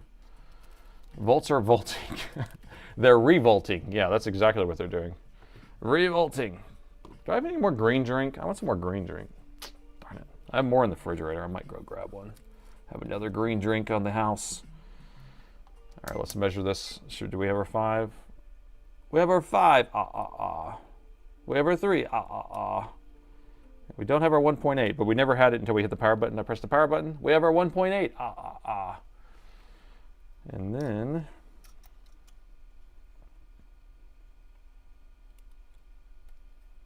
do we have this one? This is supposed to be 5 volts here. We do have 5 volts there. Okay. Grain Drank. I should start a new brand of green drink called Grain Drank, and we'll sell it to the masses. And it will only be lettuce from Taco Bell sourced lettuce. We'll call it Grain Drank. You gonna eat your Grain Drank? It will clean you right out. It's actually, you use it, so this is what you drink before you go get a colonoscopy. Oh yeah, we'll have an alien head on it. We'll get you cleaned right out. Yuck. Pass. Pass. It's pretty gross. You gonna eat your Grain Drank? All right, so we have 20 volts here. Oh, I've lost my mind. Don't worry about it. Nothing to see here. So 1.8 is not on there. I'm going to turn it on. Not 1.8. 0.75 is there, and this should be 1.8. That's there. And then we should have 1.8 there. We should have 1.8 there. What do you think about this now that we have this issue? 0.75 is there. None of these are on. I don't know. I want to change that PWM off again. Or I'm getting bored with this one. I think it's time to move on to another one. Because we are going deeper and deeper. Deeper and deeper. Deeper and deeper. Way down. Okay. My mind is a terrible thing to waste. Probe juice. That's what it is. It's alien probing juice. Okay, PJ745, a cap near it. Okay.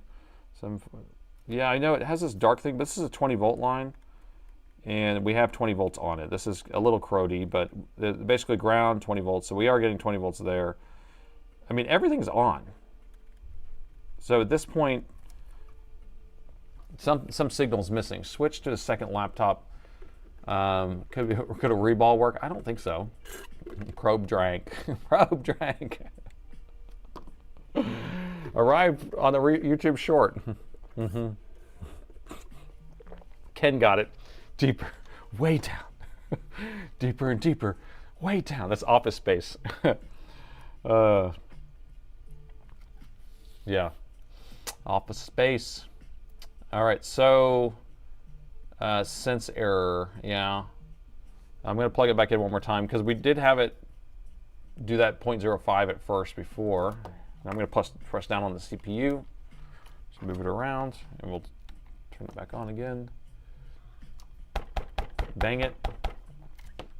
All right, here's what I want to do. Okay, look for 1.2. 1.2 is there also. Manic with 5 gifted subs again, man. Thank you for that, Manic. 5 more gifted subs coming in hot. Appreciate that. That definitely helps me out a lot. Appreciate it. Looks like we got Fennis? UT VIM. I like that. Victor and Scary. All just got gifted sub. Thank you for that. So yeah, over here, like I'm going to go ahead and measure all this stuff for you one more time, but I think we have 1.2 right here. But the fact that we're not getting what we just had before we put that PWM on there. So this is our 1.2 is here. 1.8 is here. 0.7 is here. And then we also have a 0.7 here. So all of these are running. So I'm going to replace the chip again just because I feel like what I put on there is no bueno. No, bueno. I feel like something's different. Or we can put the original chip back on and see if we go back to the other thing. The choline cleanser. You should make stickers. What am I make stickers of? Reservations. Replace 2X, concur. So now that we know it's an MP2945, we should have tons of those, right? Do you have another chip? I think we do, right? PWM comes with firmware. I need to dump it. Oh, you're right. Okay, so that's our issue. So, but I pulled this off of, let me show you what I pulled it off of. So concurrence would be really good. A K453. I pulled it off a board with a K453 and a Ryzen 7. And then this is a Kilo 453 Papa with a Ryzen 7. Okay? So, same. Damn. Riddle me that, Batman. Riddle me that! What do you got to say about that, huh?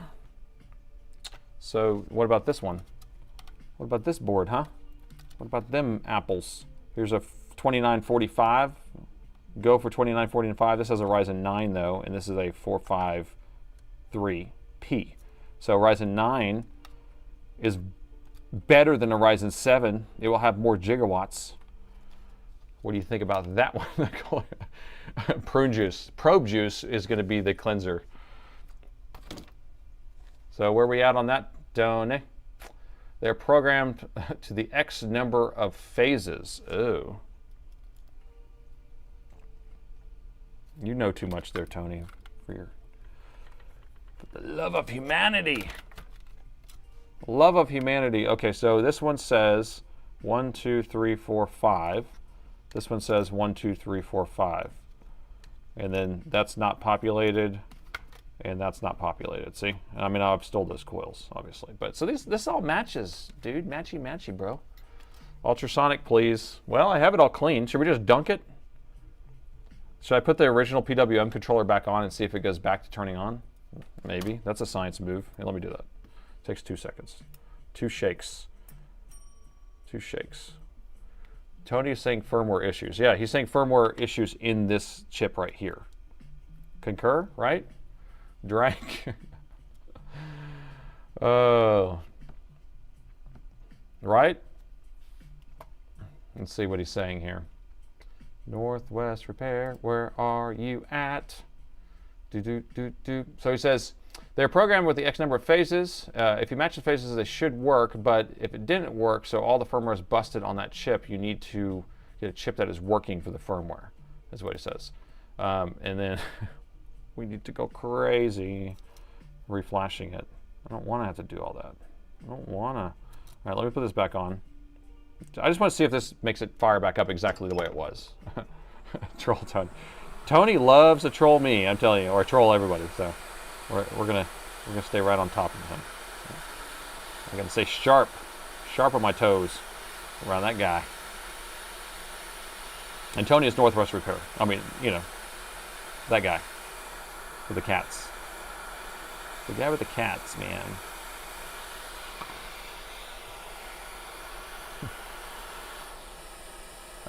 So how am I going to dump the firmware? That's the question. I think I bought an MPS programmer. I think I did. I have one somewhere, but I've never done it before, so. Major pain in the shnikes. Major pain in the shnikes. Okay, so I'm saving this chip over here to the side. This is the original chip. OG is back on there. Let's see what science says. The CPU should start firing back up again. Tony doesn't make enough videos. It's because he's too busy recording his cats playing on a piano and a flute. All right, here we go. Thermal camera, going thermal. Going thermal. Ooh, that's hot. Hold on. I'm gonna blow this off real quick. Sorry. Watch your ears.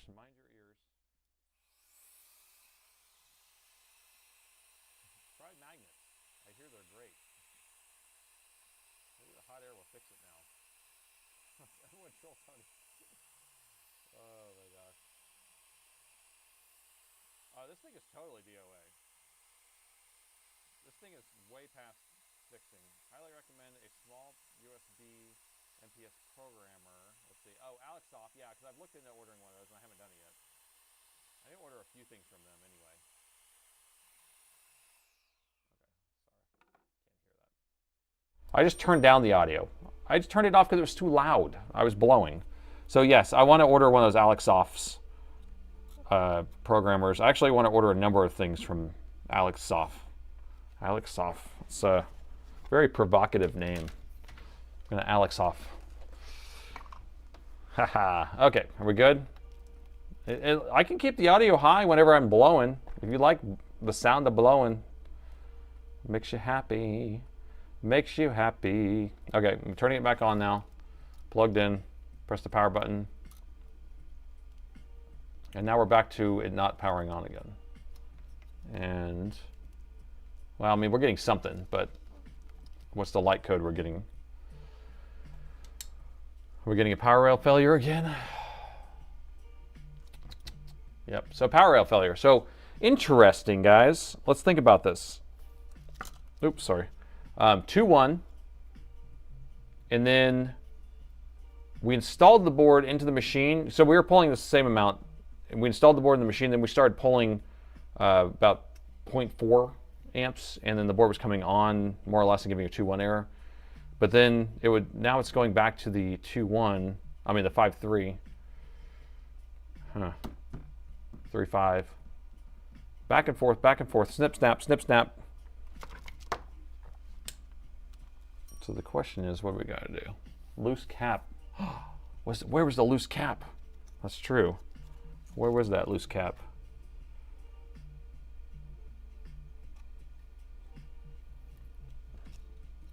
I don't think that cap is useful. Nobody needs a cap. What do we need a cap for?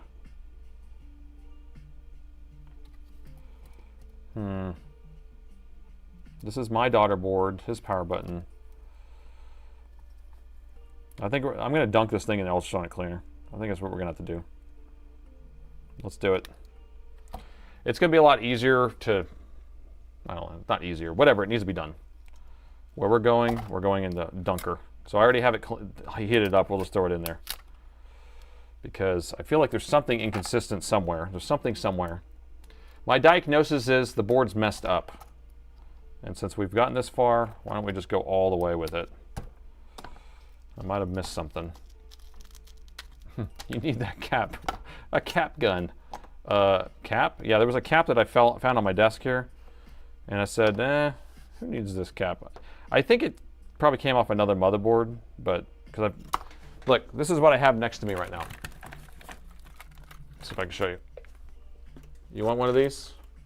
Just a board, just a pile of boards. Because they're all kind of the same motherboard in a way. They're very similar. They're not the same board, but coffee dip. We're gonna relax in the hot tub. Go into the hot tub. Okay, so that's off of there. So we don't want any thermal paste in our bath. So we're gonna get that stuff off of there. This is a plastic scribe, and I just kind of break this stuff loose. And don't break off any capacitors, whatever you do.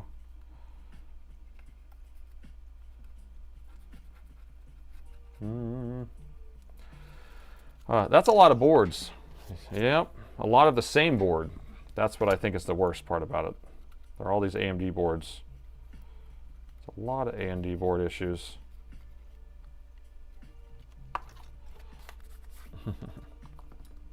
Okay, got that. Let's clean it.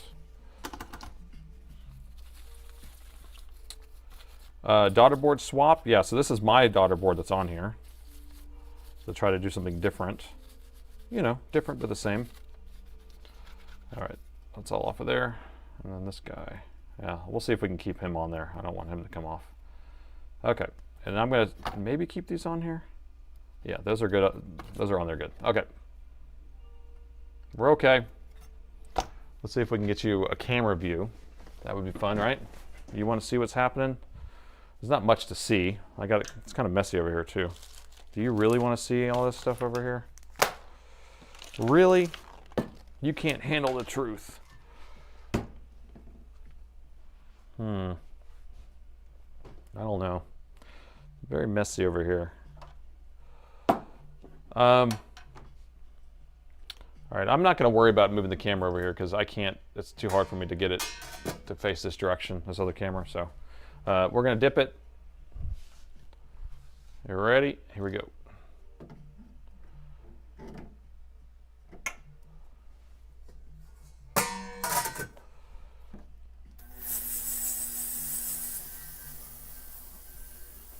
Okay, we'll let that run for a little bit.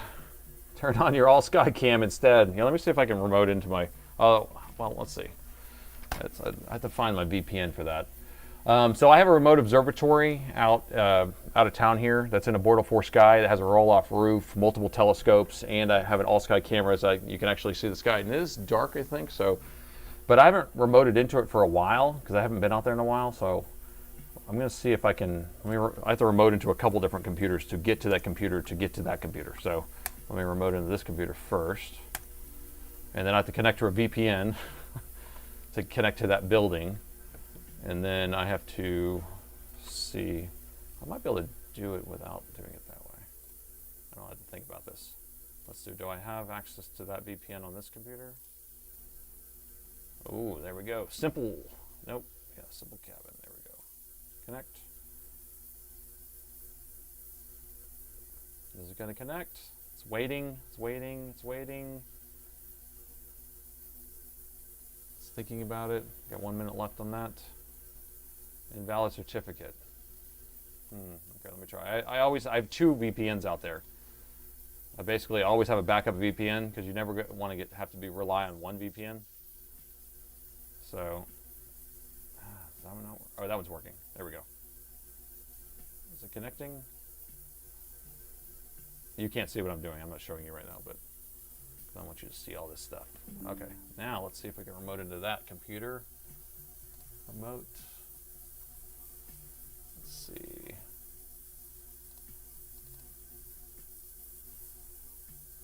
See if this computer's going to answer. I don't know. I have a couple computers in there that I don't know if they're going to answer. I'm going to pull this thing off here. All right. Nice. Dirty water.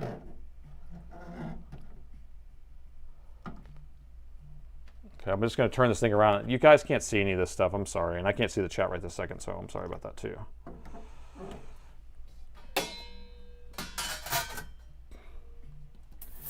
Okay, let that run. Okay, that first computer I tried to connect to did not connect. Let's try another computer. I have 2. I always have redundancy of everything. So I have 2 VPNs, 2 separate like VPN type of boxes, and then I have 2 computers to connect to out there. And neither one is answering. Okay, let me see if I can just connect to the. I also have a couple Raspberry Pis I can connect into. Let me see if I can connect into one of those.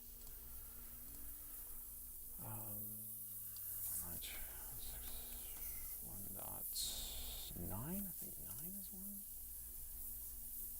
No, it's not 1, it's 11.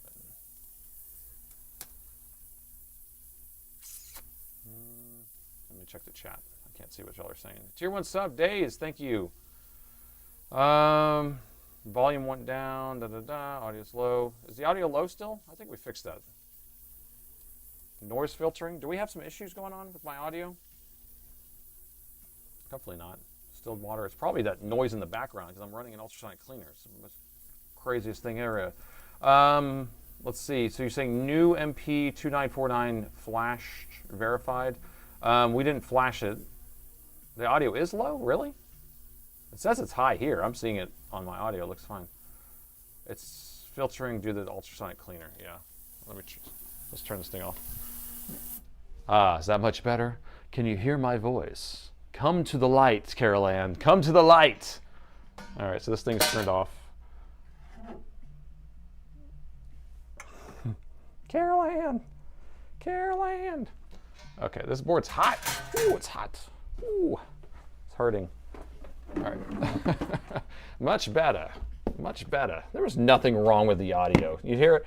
It's like it's all over the place. People are all over the place, man. All right, so this is my bucket of fun. Start running. I hate, I hate the light. I hate the light. That's pretty funny, actually. Good one. So we're going to do the 99.9999999. Just going on and on with the nines. Dumpity dump dump. Dumpity dump dump. So we the ultrasonic cleaner, I'm using distilled water and the Bronson cleaning fluid. I just use the IS fluid, which is the industrial strength, because, you know, I'm crazy. But ES is good too. And then I usually will put this thing in here. Ooh, the CPU looks weird. Interesting. The CPU has a spot on it. I don't know if you can see it, but I can see it. I can see a spot. So CPU just might be bad. Look at that. See that? It's probably just a bad CPU, guys.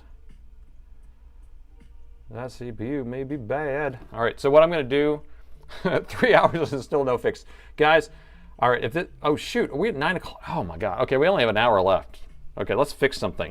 I'm going to blow dry this, and then I'm going to get it, put alcohol on it again. I'm not turning down the audio because you guys complain about the audio being turned down. So y'all are going to have to suffer through all this sound.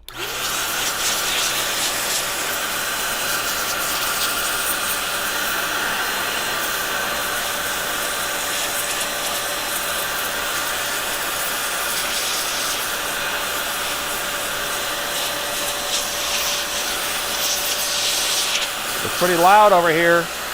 Can you hear what I'm doing? The love of humanity. Why? Why are you doing this to me? Okay. See? Told you wanted me to turn down the audio. Okay. I'm not having any issues. Okay, so that was round one, and then I always do it twice because I'm, you know, extra careful. I just want to make sure we don't have anything left over on here. But this is just how I do it. I feel like every single person's different on how they do this. Oh, why so loud? Do you want me to turn down the audio this time? I can do it.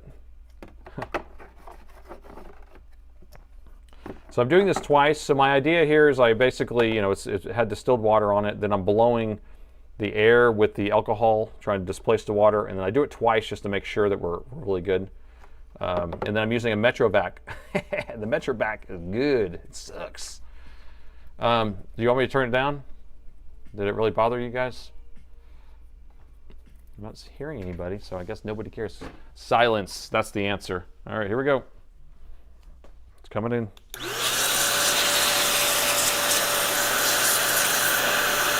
So blowing underneath all the chips. You guys can't even see me. There, can you see it?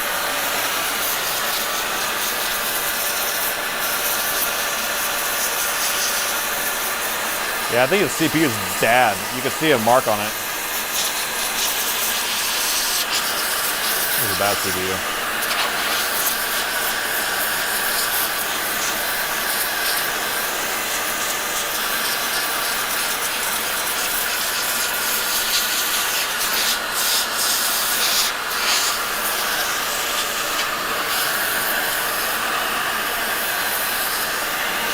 Okay. Very nice. That was horribly loud. We use that Metrovac about 20 times a day, so if you have a repair shop, that's what you should buy. No more cans of air for you. All right, so I'm just gonna now hit this with some hot air, 300 degrees, just to evaporate anything else that's left over. Liquid voltage CPU. Look at that mark on there. That core looks whack. Something wrong with that core. I mean, maybe that's just what it's supposed to look like.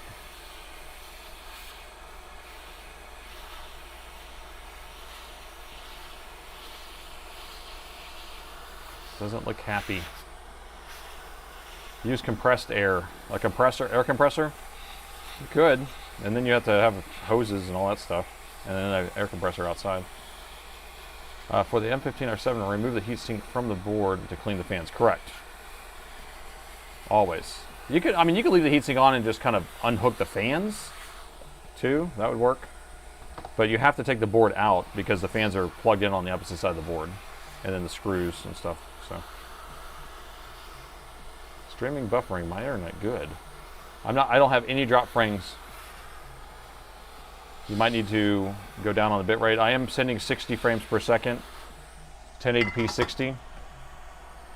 And I thought about, I was going to send 1440 over to Twitch. Did I end up doing that?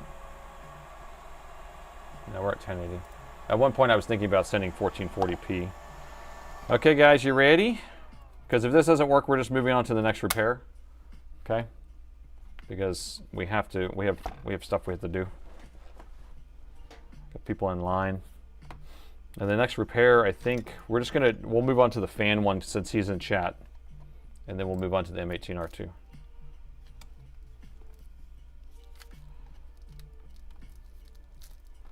DOA. Alcohol, different type of solvent. What? What? Did I do something wrong? Tony, you are always full of information. Let's see what Tony says. Northwest Repair, where are you? Where are you? All these chats. So many chats. This is crazy. You guys talk all the time. So much talking going on. No buffering. YouTube wins. Okay, here we go. I'm going under the thermal camera. Oh, I need to hook up my power button. The power button to rule them all.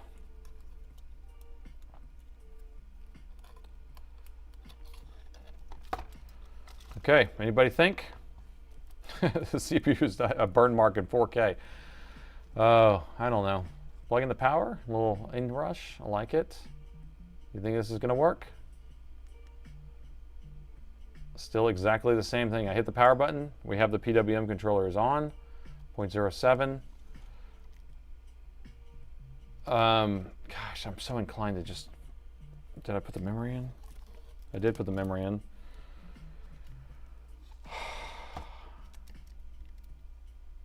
Keep chat clean, people. No big words. No big sentences.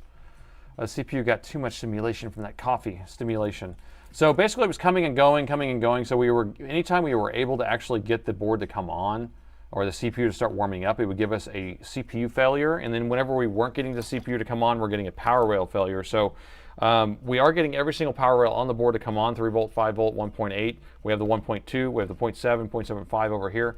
The error code is going to be a 3.5 error code, which is a power rail failure. But I think we're going back and forth between those two.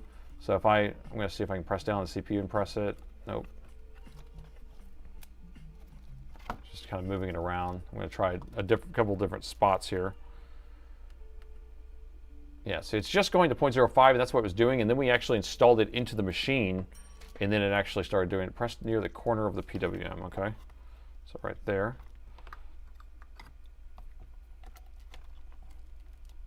Let's do it near the corner. Hey, look at that. What was that?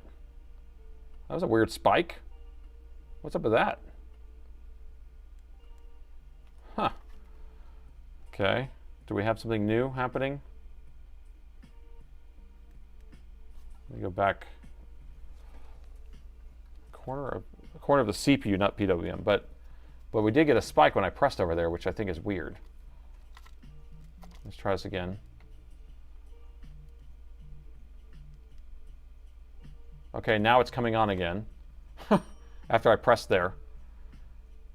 So now we have this back to where we were at the 9 watts. So this is the initial thing that we were having when we first got the machine. When we first turned it on, we were getting this wattage.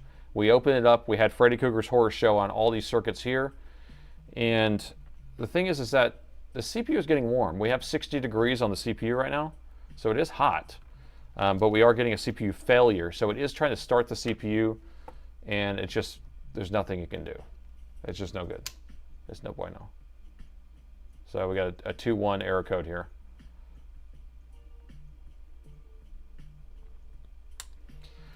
But, you know, reball maybe. I don't know. The thing is it was a spill, so why would we need a reball? Anyway, something went kaboom inside the CPU. Because of all this stuff, the circuit here and the PWM controllers and all that stuff, we definitely have something over here. Send it to Tony. That might be an option. Now, we're going to have to, this is for a college student that needs it for this weekend. So we're going to have to put a different board in right off the bat. There was a lot of corrosion on the board. We've cleaned off all the corrosion. And replacing the CPU, I don't know if it's going to fix it or not, because we could put it on there and who knows. But we're not doing that on this stream. I'm going to set this off to the side. We're going to have to move on to the next one because we're running out of time here. Corroded pad at the PWM. We have replaced the PWM, and it did the same thing. And then we put the old one back on. Nathan, my fail. Press the corner of the CPU. Do you want me to press it harder? You want to try it again?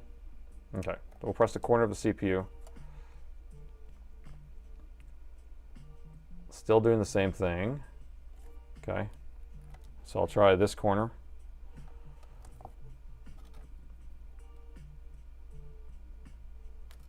Same thing. He's saying the pad of the PWM. EC's corrupt. Yeah, it could be the EC corrupt. Why is it not charging the battery? 100%. Yeah, why is it not charging the battery? Why is it not charging the battery, man? These are all valid points.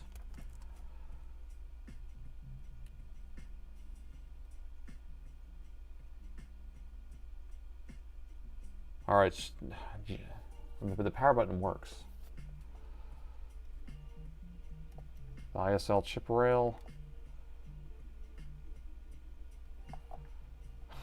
Gotta go to Walmart before it closes. LED, I understand. No problem.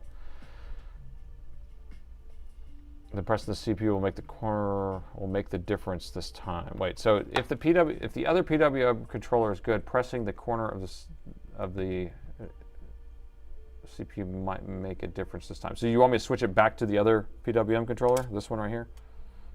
You want me to switch it back and try it again? Or do we need to give up on this one and move on? I feel bad for this student. I know. So vodka is better to work around than coffee. Yes, probably. I would think so. All right, I'll switch it back just for science. So for science, for right now, the thing is, Tony, we got to think about this too. Why is it not charging the battery? I am kind of concerned about that, and it is kind of having this weird, almost like the EC corruption. We did flash the BIOS thinking that maybe the BIOS would fix it, but EC corruption could be it. Why is it not charging the battery? It doesn't need anything. Literally, I should be able to just plug this in and plug that in. It should start charging. So, but switching this, it takes 2 seconds, so we'll do that. We may not have time to go to the other one, but I was thinking the fan one might be a quick one to do.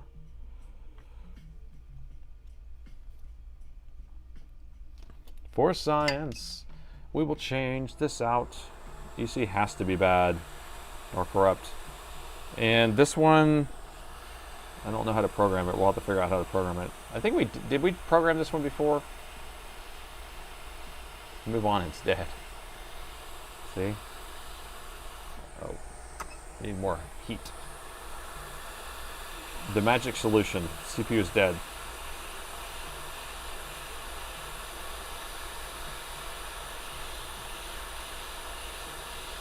Chat, let him cook. Let him cook. We saw reach the BIOS shows nothing but Fs. No, that was at the starting, and then we scrolled down and we did see the rest. So there was something in there. All right, we got that out of there. And then putting a new BIOS on there did not change what it was doing. So we have to remember that, is that it was doing exactly the same thing with the new BIOS on there. So we know the firmware is exactly the same as the prior firmware. Or at least, doing the same thing, has the same lines of code. But the EC chip is not programmed through the BIOS on this one. You have to program it separately. Virtual sneeze. Hachu! But it's not actually dead. It's not dead. Look at all those shorted pins. All these people are going to freak out about this pin shorted out. You see all this pin shorted out? Am I scared? No. Why? Because I'm going to go like this. Go like this. You heat it up. You let all the pins get a little wet. All right, like that. And then we tap, tap, tap, tap, tap. Like this. And now no pins are shorted. Guaranteed. Guaranteed. Not a pin to be shorted in sight. That's just the way you do it. Got a board to donate to them. No, these boards are, I don't even know. I gotta see if I have a board to sell them. I have no idea. What board is this? Let me scan the serial number here. I don't have that board part number. Oh, here we go.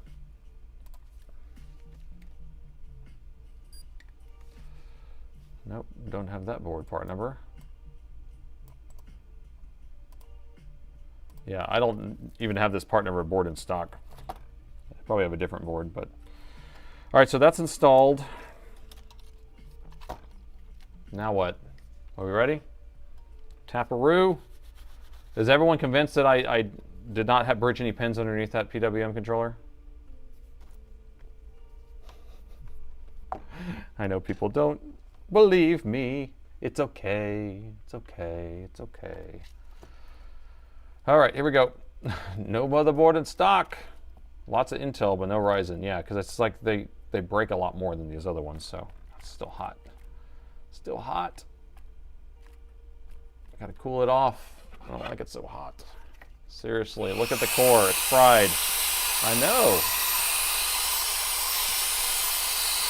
So fried. It's freaking fried. Okay, here we go. So I'm just going to do the old power on again. 0.1, press the power button. 0.05. Okay, so now we're going back to where we were before. So now we should be able to press on the corner like you did before, right?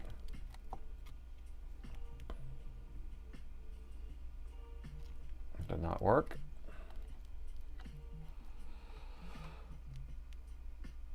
Just try to press on the PWM the same way I did before. I'll press on the core in a different spot. Now the board had to almost cool down, I feel like, whenever it started working before.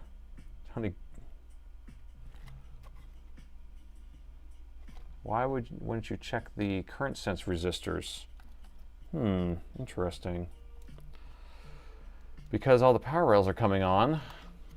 So because we don't have shorts, but if you're talking about like current sense resistors going to these other devices, are we getting your voltages here? So we plug it in. So that's our main power rail. That's a current sense resistor right there. So that's kind of the thing here. And then you have over here, you don't really have any current sense resistor. And we do have main power rail voltage here, right? Wait a minute.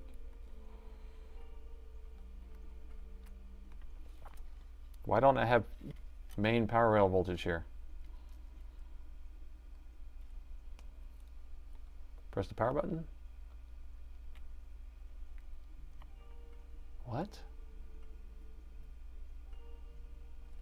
Okay, corner of the CPU near the PWM, then press the power, hold while powering on. Okay, so here we go. So right in this corner right here,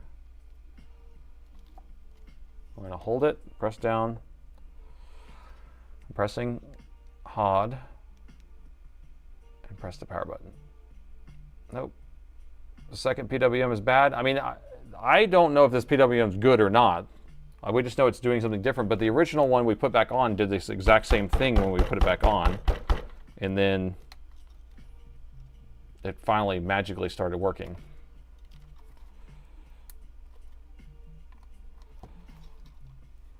I'm squeezing hard. Nope. I killed another laptop. So this is random. I would say the EC chip is corrupt. I think the EC chip probably corrupt too. But this is weird. Hold on, let me go back to this voltage thing I was just measuring though, because we should have main power rail voltage here going into these capacitors. So that's why I'm confused on why I'm not seeing main power rail voltage here. Oh, now we do. I swear I measured there. Where is it? Oxidation? Oh, I'm pressing here, nothing. Ah, because that's plus. This is plus. Yar. I thought that was inside, outside. Okay. Never mind. Nothing to see here. Yeah, the coils, there's nothing going on here. Oh, measure the coils. Did we even do that earlier? That's a healthy 4.86 ohms. Integrated graphics, anybody? 11, 12 ohms? And that one already comes on. So it's a healthy amount. You did not kill it. Coffee did. I think you measured the ground side. Yeah, that's what I measured for sure.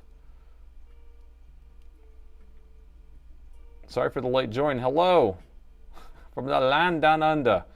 We haven't done anything. We've only been working for 3.5 hours and this board still didn't turn on. I knew this was going to be a problem child in the first place. I knew it. All right, so I'm going to save this PWM controller just so I have it as a reference. I'm going to bench this thing. So here's this PWM. I'm just going to put a piece of tape on here so I don't lose it.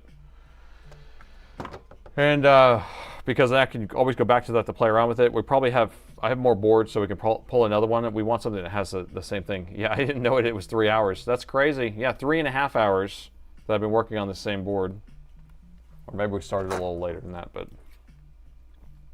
Do you have a cousin with HP parts, people? Nope. Nope. I don't even know how I would do a different business. HP and Lenovo and all that other stuff. I don't know. Okay, so I'm going to bench this stuff. I'll work on it again tomorrow. We'll figure it out, but most likely it's just going to be a bad board. We put enough time into it to try to prove it wrong, but because we were getting it actually to power on and then it would shut back, well, it would power on the CPU and then throw a CPU error, and then whenever you couldn't get the power on the CPU, you would get it where it would throw a power rail failure and it wouldn't start the CPU. So it's kind of like I don't know. Who knows? You start doing live stream, 3 live streams per week. No, hell no. Can't do that. That's too much work. I'm already working 15 hours today. 15-hour shift.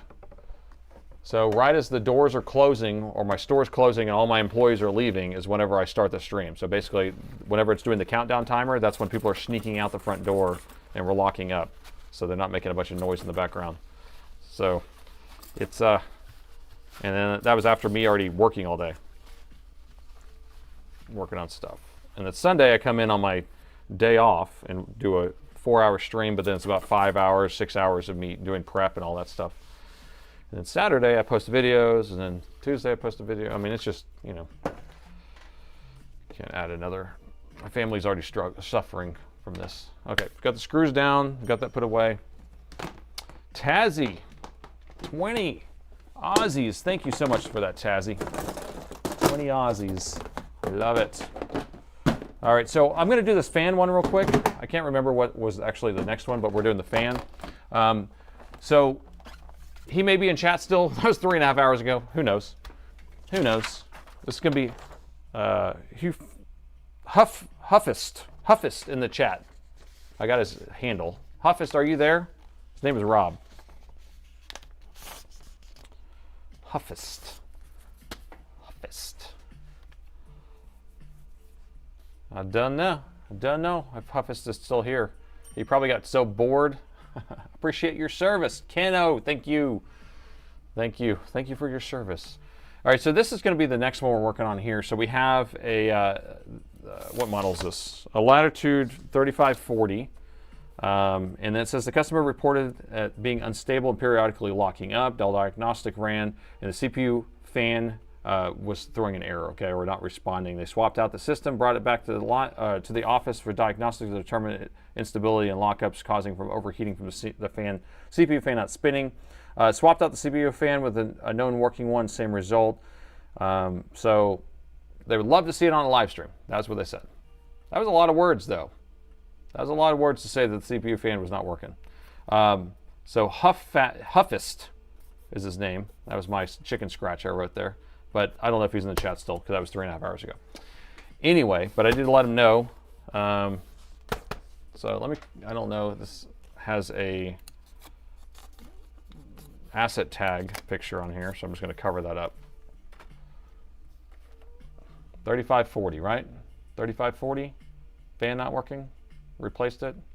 Next one. Oh, this is the missing capacitor was in this one, right?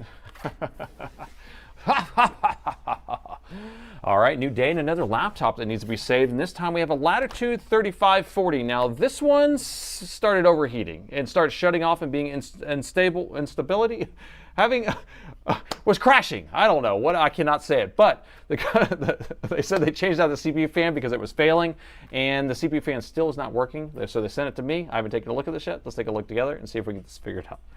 Instability, unstable, insta something, not going to work here anymore. Whiff. That was a hard one. Just restart. Just restart. Intro fail. I can take 2. I'm not doing it again. You know what I was trying to say. You know what I was trying to say. Okay, so we do have a 3540 Latitude. These are 3000 series, so it's going to be a plastic-made Latitude, so one of the lower-end versions. Yeah, let me drink some water. And the lower-end versions are like a high-end Inspiron is basically what this one is what ends up being a Latitude. I'm out of water. Darn it. No more water, no more coffee, no more green juice, no more soup for you. All right, so let's go ahead and open it up, turn it on, see what's going on here. So does this one take a barrel jack? It sure does. So we get to use the old school barrel jack, the tiny one, but luckily I have that all wired up for you. Okay, all right, so we're gonna turn this on. So it's going straight into a fan test at this point. I do not hear anything. Sam I am. Date error, driver error. I'm crashing, crash and burn. It takes a lot out of you talking for this long, speaking. But when I get home, we're gonna have some bourbon. All right, so it says testing the CPU fan. I don't hear anything. Nothing. Don't hear anything. So that's not good. Let me power it off. I wish I had some water. I wish I had water. I would do it. So they replaced the fan with a new fan, and it still didn't work.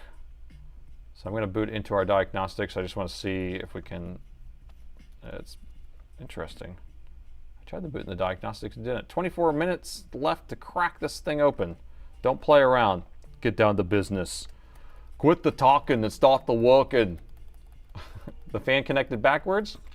You've seen that before. You've seen my videos before. Yeah, there's definitely a situation where you plug in the fan backwards, but that usually blows out the system. Most commonly on these types of machines, you'll have an issue with the power rail that powers the fan, the EC chip, so the communication line that's either sending the PWM signal or the tachometer that's actually reading the fan spinning. But I don't see the fan would be on full blast if it couldn't read it. It's not here. And those are the main ones besides someone plugging it in and bending a pin over. So that's the most common. Out of every single one of these things, someone bent a pin over in the plug. So that's what we're going to see. So we're going to open it up and take a look inside. This one's going to be easy. You know it. I have a feeling this one's going to be easy. I know it. My go-to is that there's going to be a pin bent over. But if it's not, then we're pulling boards out and doing all sorts of other stuff. Yeah, more screws. More screws, that means more talking and yapping. The famous last words. I know, right? Whenever I sound so sure of myself is whenever it's not going to happen. Not going to happen. All right. And the bottom is off. All right, take a quick look around. We have the main battery. It is plugged in. 2 sticks of DDR4 memory. We have our SSD. What's funny on this motherboard is they install the SSD, or it's the actual connectors, feng shuied, right? So it's installed kind of in a relaxed pattern, right? It's party in the front, or business in the front, party in the back, so it's a little bit relaxed compared to this all business machine right here. Oh, the heatsink is hot. So the fan's right here. This is where it connects, so that's what we're going to look at. That's what we're going to focus on. Focus, focus, focus. Hocus pocus. All right. What we got here? Ooh. Ooh. Is that even plugged in? No. That doesn't even look plugged in, guys. It does not look plugged in.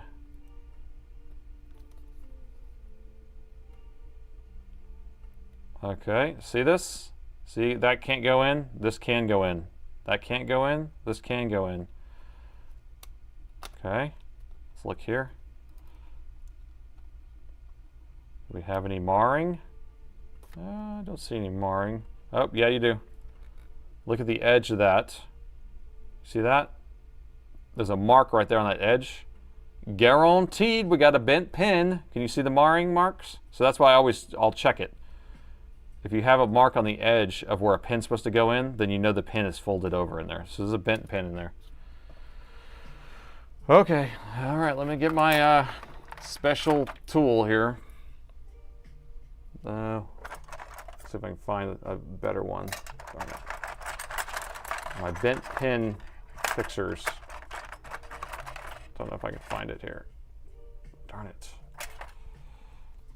We might just have to use these. We'll see. Okay, so we're gonna see if we can look down the barrel. Down the barrel. I'm gonna go this way with it.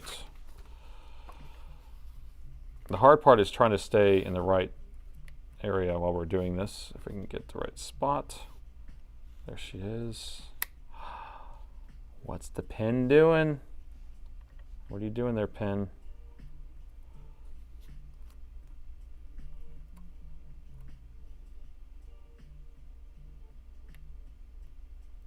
Okay, so there's supposed to be 4 pins, and we have one of them is completely bent over. Now, are we going to be able to straighten it out? I do not know. Gosh, it's hard to get in the right angle because it's hitting the board. Trying to focus. Okay. So I'm going to try to get in here, and we have to try to grab this. So I'm going to use my special tool here. I'm going to pull it. Pull it. Good. Okay. So now the problem is it's a little crooked, so we're going to have to try to straighten it. So I have to use a different tool to try to straighten it. So we want to be able to bend it back. Gosh, I need these other tweezers. I just can't find them right this second. Let's see if I can get my hand contorted in the right angle here. Now we could try plugging it in, but I'm trying to straighten the pin out more so it doesn't bend right back over. So I'm kind of pinching it.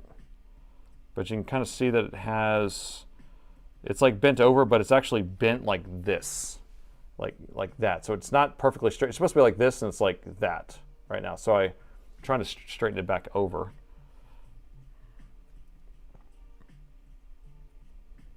So you have to kind of play around with it. But the last thing you want is it to break off, because then you have to replace the whole connector. Come on. All right, I'm gonna have to get a different pair of tweezers. It's a banana bend. A very good description. I need my hook end tweezers. Joker with a Prime Twitch sub. Coming in hot. Thank you. I'm digging through my tools here. Needle nose pliers. Do you think so? Look at this. So here are the finest needle nose pliers I have. Look how big these are. You ready? Look at that. Boom. Yeah, so you need tweezers, but you need tweezers that have really good strength, and then you need them to be bent too. That's what I'm trying to find, is my bent ones. Can't find, here's some. I don't think these are gonna be strong enough, though. These are very fine, but they're not strong enough. Oh man, these things are fugly. What happened to these? Train wrecks. Oh man. Curved like a mosquito. Hold on, I'm gonna go grab one from the other room. I know that we have a set in here that I need. We have too many tweezers, but here we go. Here's some hook tips. So what you need is these, like this, because most of the ones I have are like this, but you need to be able to have them this way so that you can reach in there. Otherwise, it just runs into it. Dust, Prime Twitch sub, thank you. Here, take my sub too. Yeah, doesn't cost you anything and it helps me out a lot. Appreciate it. Thank you. Here, you get a sub. You get a sub. Okay, so now I can try to get in here like this. What we got? Speaking of tweezers, you removed the metal from your finger. Oh, no, I didn't, but I think it went away on its own. Yeah, because it was hurting for a while, and then now it's not oozing or anything, so I guess it came out on its own. I'm going to be careful here. Okay, that's actually pretty straight. I'm going to slowly plug in the fan and see if it doesn't give me problems. 6, 7, Grady, thank you. Grady. Oh, we got a hype train going. Hype train level 1 on Twitch. That's because of you guys and all your support. Thank you. So you can use your Prime account and it helps me out. All right, so we're gonna go in slow. Low and slow, come on. Low and slow. Ah, look at that. Full send. We got a full send in that. Oh, that's how you do it. You see that? It went home. Okay. Turn this thing back on. Woohoo! Ta-da! Now that is not a board repair, I can tell you that. That will be just a diagnostic charge. Just a bench fee of diagnostics. Look at all this junk I just pulled out of my bin here. Cap on. We got rally. Is this thing gonna turn on? Come on, turn on. BitLocker pin. I don't have a BitLocker pin. Where I'm going, I don't need a BitLocker pin because I ain't going in there. Listen for fan noise. We're gonna go into the diagnostics. And then we're going to run a fan test. BitLocker. No, they have a BitLocker pin, so they actually set it up where it automatically is locked, and then you have to type a pin in to get past it, just to boot into Windows. They were asking if I needed it, and I said, don't need it. Don't need your data. Ken, you repaired the board. What are you talking about?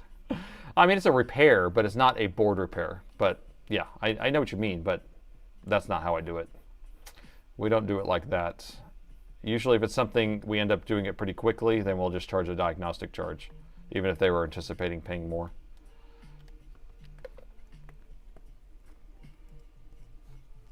We have fan spin.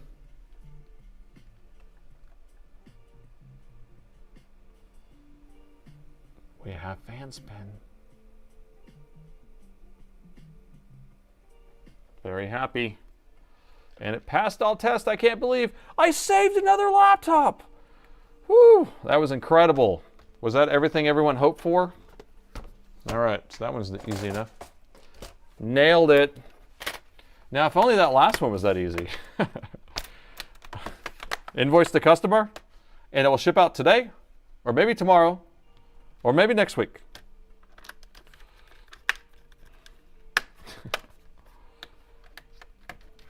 Quick, one last test. Perfect. Actually, I'm not going to scroll all that together because we'll clean the fans and stuff. The fan's already clean, so it's new. What am I talking about? Okay, so now we just get to hang out because unless we want to try to start an M18R2 in like 13 minutes, that ain't happening. All right, so I'm going to put this stuff away. Clean up my desk. Yeah, so we're going to go to just chatting mode, guys, because I don't have much time to talk or just to work on another machine. So this is the part of the show where you ask me questions and I try to answer them. It could be technical or whatever.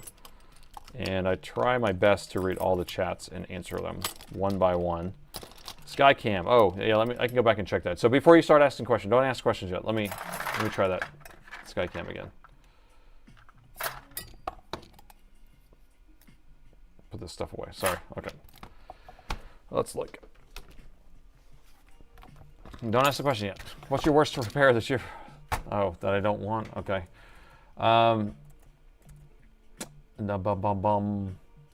It's one that's a chain reaction, and then it doesn't work. Okay, hold on. Let me figure out what this VPN address is. 254. Is that right? Hold on back and look at that. Sorry, I missed it.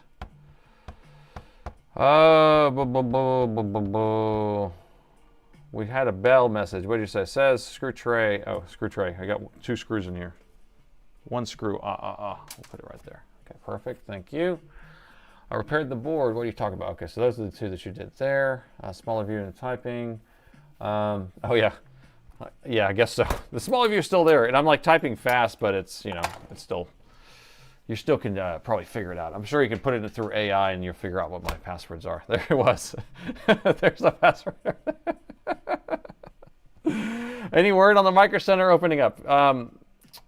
I drove by it the other day, and I think they're getting closer. The outside still looks like junk, still looks all messed up, but the inside, I think they probably must be finishing it up. Oh my gosh. What is that password? I'm trying to remember what the password would be. I haven't logged into it in a while. And I usually log into these other computers to get to it. Ah,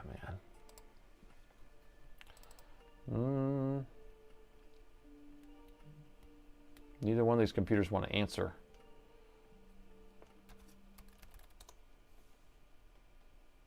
Oh wait, that's not the right address. Ah, okay, hold on. Found a different web address here. Oh. Remote desktop? No, that computer's not answering either.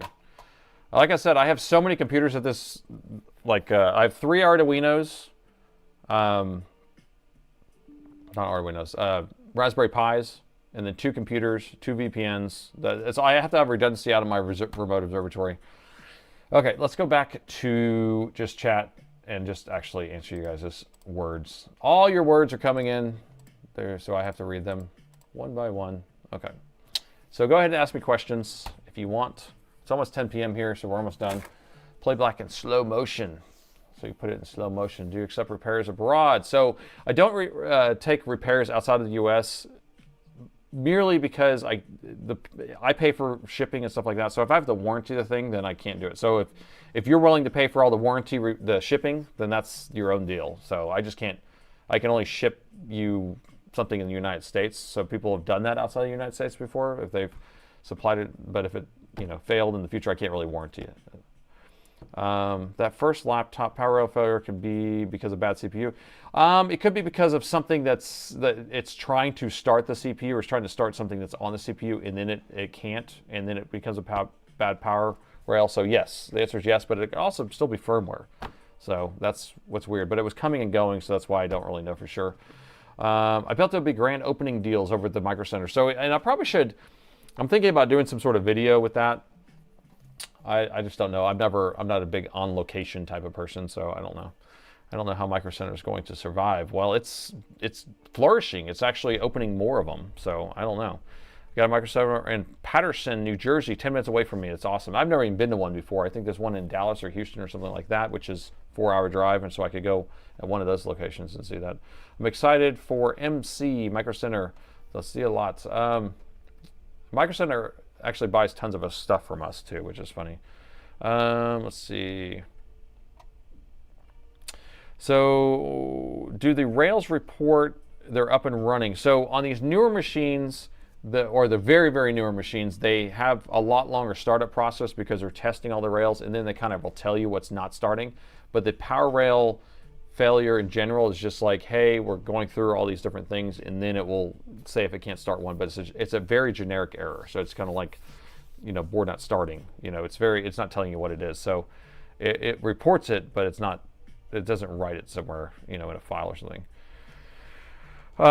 Micro Center has been here for 10 years and is doing good enough to expand. Do you have any Optiplexes or just Alienwares? Or do I do Optiplexes? No, I only repair Dell and Alienware laptops because I specialize only in laptops. So we have some desktop parts, but mainly my main business is selling parts. Repair is like 5% of my business. So most of it's just shipping the parts. worldwide. So I have 700,000 parts in my warehouse, and so that's what I specialize in. Do I do astronomy streams? No, I haven't tried that because I haven't done astronomy in a while because I've been so busy doing this other stuff. But I've thought about it, and I would probably have to do it on a separate channel, I would think. But it would be interesting because, you know, I could do streams on like doing live views of different, you know, celestial objects. Some of that's kind of boring because there's very long exposures what's happening, but then you can do also streams on like how to edit astrophotos and stuff like that, because that's always useful. But you know, I mean, a lot of it's kind of long and drawn out, so live would be kind of slow. Do you have to wait for another person to get off? No, not on my, like you're just talking about for me logging into my system. No, because nobody's there. Area 51, 2025, how do you stop the battery from charging at 85%? So inside the BIOS, there's going to be a always powered on option, or AC only. That will usually take it to 85 and 100 back and forth. But you also can set a power scheme where it will stop at 85 and it will only start when it's below 50 or something like that. You can set it. But that's going to be inside. You have to hit F2 when you turn it on and then go down to power management, and then you can just change the profile on there. You may be able to do it through the program that Dell has, but I don't know. Thank you for the stream. Head first down the rabbit hole. That's right, rabbit hole. Want an old IBM 360? Just pay for shipping. IBM 360. What? Doc, tell me a little bit more about that, because I'm not super familiar with the 360, but it sounds interesting. Yeah, I mean, it might be kind of fun if it's. Might be able to play around with it for science. Yeah. We can talk about that. Excuse me. I wish I had some water. I don't have any water. I miss Fry's. So the Micro Center is moving into my Fry's building. So that's what right now. It still has like the piano outside or whatever, and so they're using it. What's the bell saying here? What did the bell toll? Tazzy might have an Alienware to send you. Really, Tazzy? You little Tazz, yeah, send it on if you need, or I can. Is it for me to repair or for it's on this website, or do you need or is it like a donation type of thing? Let me know. What company in Germany is engineering for laptops? Oh, I don't know. Update on the metal splinter. The metal splinter is gone, I believe, because it's not hurting anymore. So no question from me, but Crystal, my wife, and myself say hello. Well, hello, Crystal and Big Scorpion. You're Big Scorpion and Crystal. Those are the two, right? I don't know. Well, hello. Open an EU office. That would be cool. A branch, EU branch. Well, I'm really thinking about RAM and GPU prices right now, just blowing up, going so high. Hobbyists are getting pushed out of the market. And SSDs. I can't even get SSDs anymore. I can get them, but I don't want to pay that really high price. So I'm having a hard time even stocking them. How much does a repaste cost? So that would just fall into my regular repair, $129. And yeah, that will we'll take apart the entire system, clean out all the fans, heat sinks, and then repaste it like it's brand new. And yeah, so $129. And then if you want us to arrange all the shipping for you, it's $49 to ship you your box. You put your laptop in, it ships it back. So that's usually the cheapest option, and you get like a real laptop box. So you'd be under $200 to do the whole thing. Plus, you know, if there's tax or something. Gotta go. Good night. Thank you there, Gary. Micro Center is going good where I am. It's amazing. I want to go there so bad. I've been to one in Dallas. It's awesome. I can walk to mine with a cane at the Micro Center. Doc can go to his really close. Micro Center is the closest thing to a Radio Shack used to be. And that's what Fry's used to be, because they used to have all these components in the walls, but they don't really have those either. I would go stinking broke if I lived near a Micro Center. I'm sus on the replacement of the PWM state of the motherboard it came from. Yes, I'm thinking so too, Michael. That's why I'm thinking I want to change it out with another one. And I probably will end up doing that, and I probably will end up programming the EC chip before I call it. Tazzy says for repair. Okay, cool. Taz, yes, we will make it a stream, buddy. The old Taz is going to send in an Alienware. Unless it's a screen replacement, I'm not doing any screen stuff. I only do motherboard stuff. I would go, let's see, hold on. Haven't been to a Micro Center in 15 years. There are a lot more Optiplexes and Vostros than Alienwares. Well, Optiplexes are desktops, and Vostros are just Inspirons with a different branding. You're right, the amount of new builds jobs I have, I can't even speak right now. I wish I had some water, is what I wish I had. Who's your favorite actress? Ooh, like actress, like girls? Like girls? That's an interesting, nobody wants me to know, huh? I was pretty excited whenever you were telling me that Hitchhiker's Guide to the Galaxy had Zooey Deschanel in it. I was pretty happy about that. Does that tell you anything? But as for like serious actresses, I don't know. I'll have to think about that one. I need some parts for my 9343. It's out of stock on Parts People. Can they be obtained? If I don't have it, then they're not coming around. So basically, 9343 is an older model of the XPS 13 model line. And Dell's purchased all those parts a long time ago. We've already bought them up. If we could stock it, we would stock it. It's just not coming around. Now, you could reach out to us and we maybe have one on our test machine or something like that. Sometimes we'll steal parts from stuff, or we'll have one maybe somewhere else in the building that we can kind of scrape up. So if you want to reach out, let us know, and just call my customer service line and they'll be able to answer that for you. What's your most reliable Alienware system? I would have to say, that's interesting. You know what's funny is that even those 17R4s that have the bad CPU and the CPU coil burns up or whatever, those things have lasted 6, 7, 8, 9 years. So those are really, really reliable. I would say the X17, I like the design of the X17. Now take the liquid metal off of it. It's a good machine. You still have a little bit of things here and there, keyboard and stuff. I would say right now the M18s are probably in my doghouse, and the M17R5 is in my doghouse. So I'm getting tired of seeing those in my building. That's all I gotta say. I have an old M17R1 that needs some love, but I'm not sure how usable it would be if it's polished up. It has an MX880 video card. Does anyone know if there's anything better for the video card? I think you can do a 980 in there, but I mean, gaming, I wouldn't really think about doing gaming on it. It's just whether you can get a stable version of like a newer operating system, so Linux, or getting Windows 11 on there, 10 LTSC, and so which is good for till 2031. That would probably be good. Can I get your postal address? I want to send the Alienware to you. So Tazzy, you just need to fill out a service form on our website. That will give you all the paperwork that you need, gives you the shipping address, and creates a support ticket. That way we can kind of track it as it comes in. So just go to my website, click on Dell Laptop Repair, and then click on Get Started, and then I will kind of walk you through that whole process. We can arrange shipping on there, or you can just say, I will arrange my own shipping. Is it just me, or Micro Center gives me the Tiger Direct feel? Oh, that's pretty funny. That's pretty funny. Okay, I'm missing some. There's too many chats here. Oh, I'm gonna show you something here. Speaking of Blanche, I got my Betty White going here. So I got my Betty White install, and look, Betty White. And then I created a Ma Sophia install today. That was for the newest Alienware.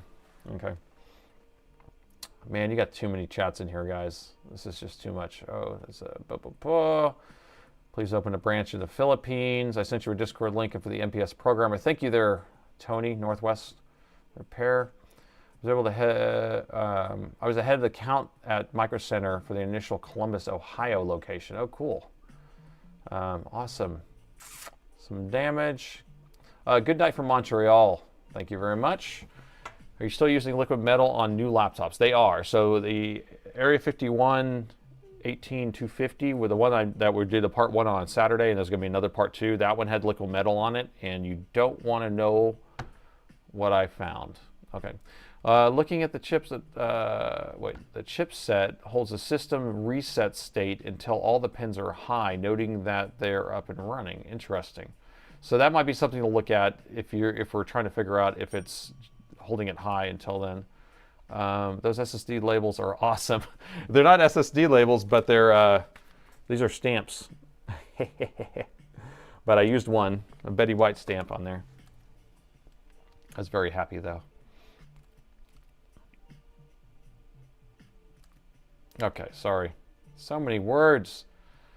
I'm going to switch to this view for a second. This is just like, my brain is hurting. My brain is hurting.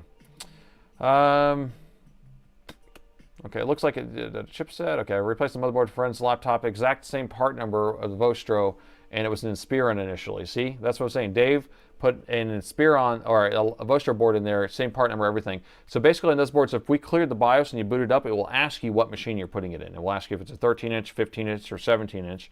It will ask you if it's a Vostro or whatever it is, and then that's how you tell it what it is. Haven't you watched Hitchhiker's Guide to the Galaxy? Yeah, I did end up watching it because you guys told me to watch it, and I was very excited about it. So I ended up watching it. Next year, I'm thinking of replacing Element 31 paste on my laptop. Any tips besides don't do it yourself? You can do it yourself. You just got to be very careful, take your time, and I was after 10. Just be low and slow. It's just, I mean, we do it every day. I did it twice today, so. Do you have any thoughts on the Precision 7550? Those are an older machine. You can get them for a good price. They're still sturdy. I think it's like a, what is it, 10th or 11th gen processor. So, yeah, those are good machines. This board would point to the chipset issue. Oh, it could. I mean, we did have lots of power surges everywhere, so it probably could just be something like that. I have a 6500 and it still works. My 1705 is super reliable. Yes, the regular 1705 is good, but the M1705 is the lemon. Have a good night, guys. Ken, thanks for coming. Okay, guys, I'm going to have to wrap this up. You guys, I'm going to jump down to the bottom real quick just to see if I can clean out some of this stuff. What's up with only $150? What are you talking about for that? What are we talking about there?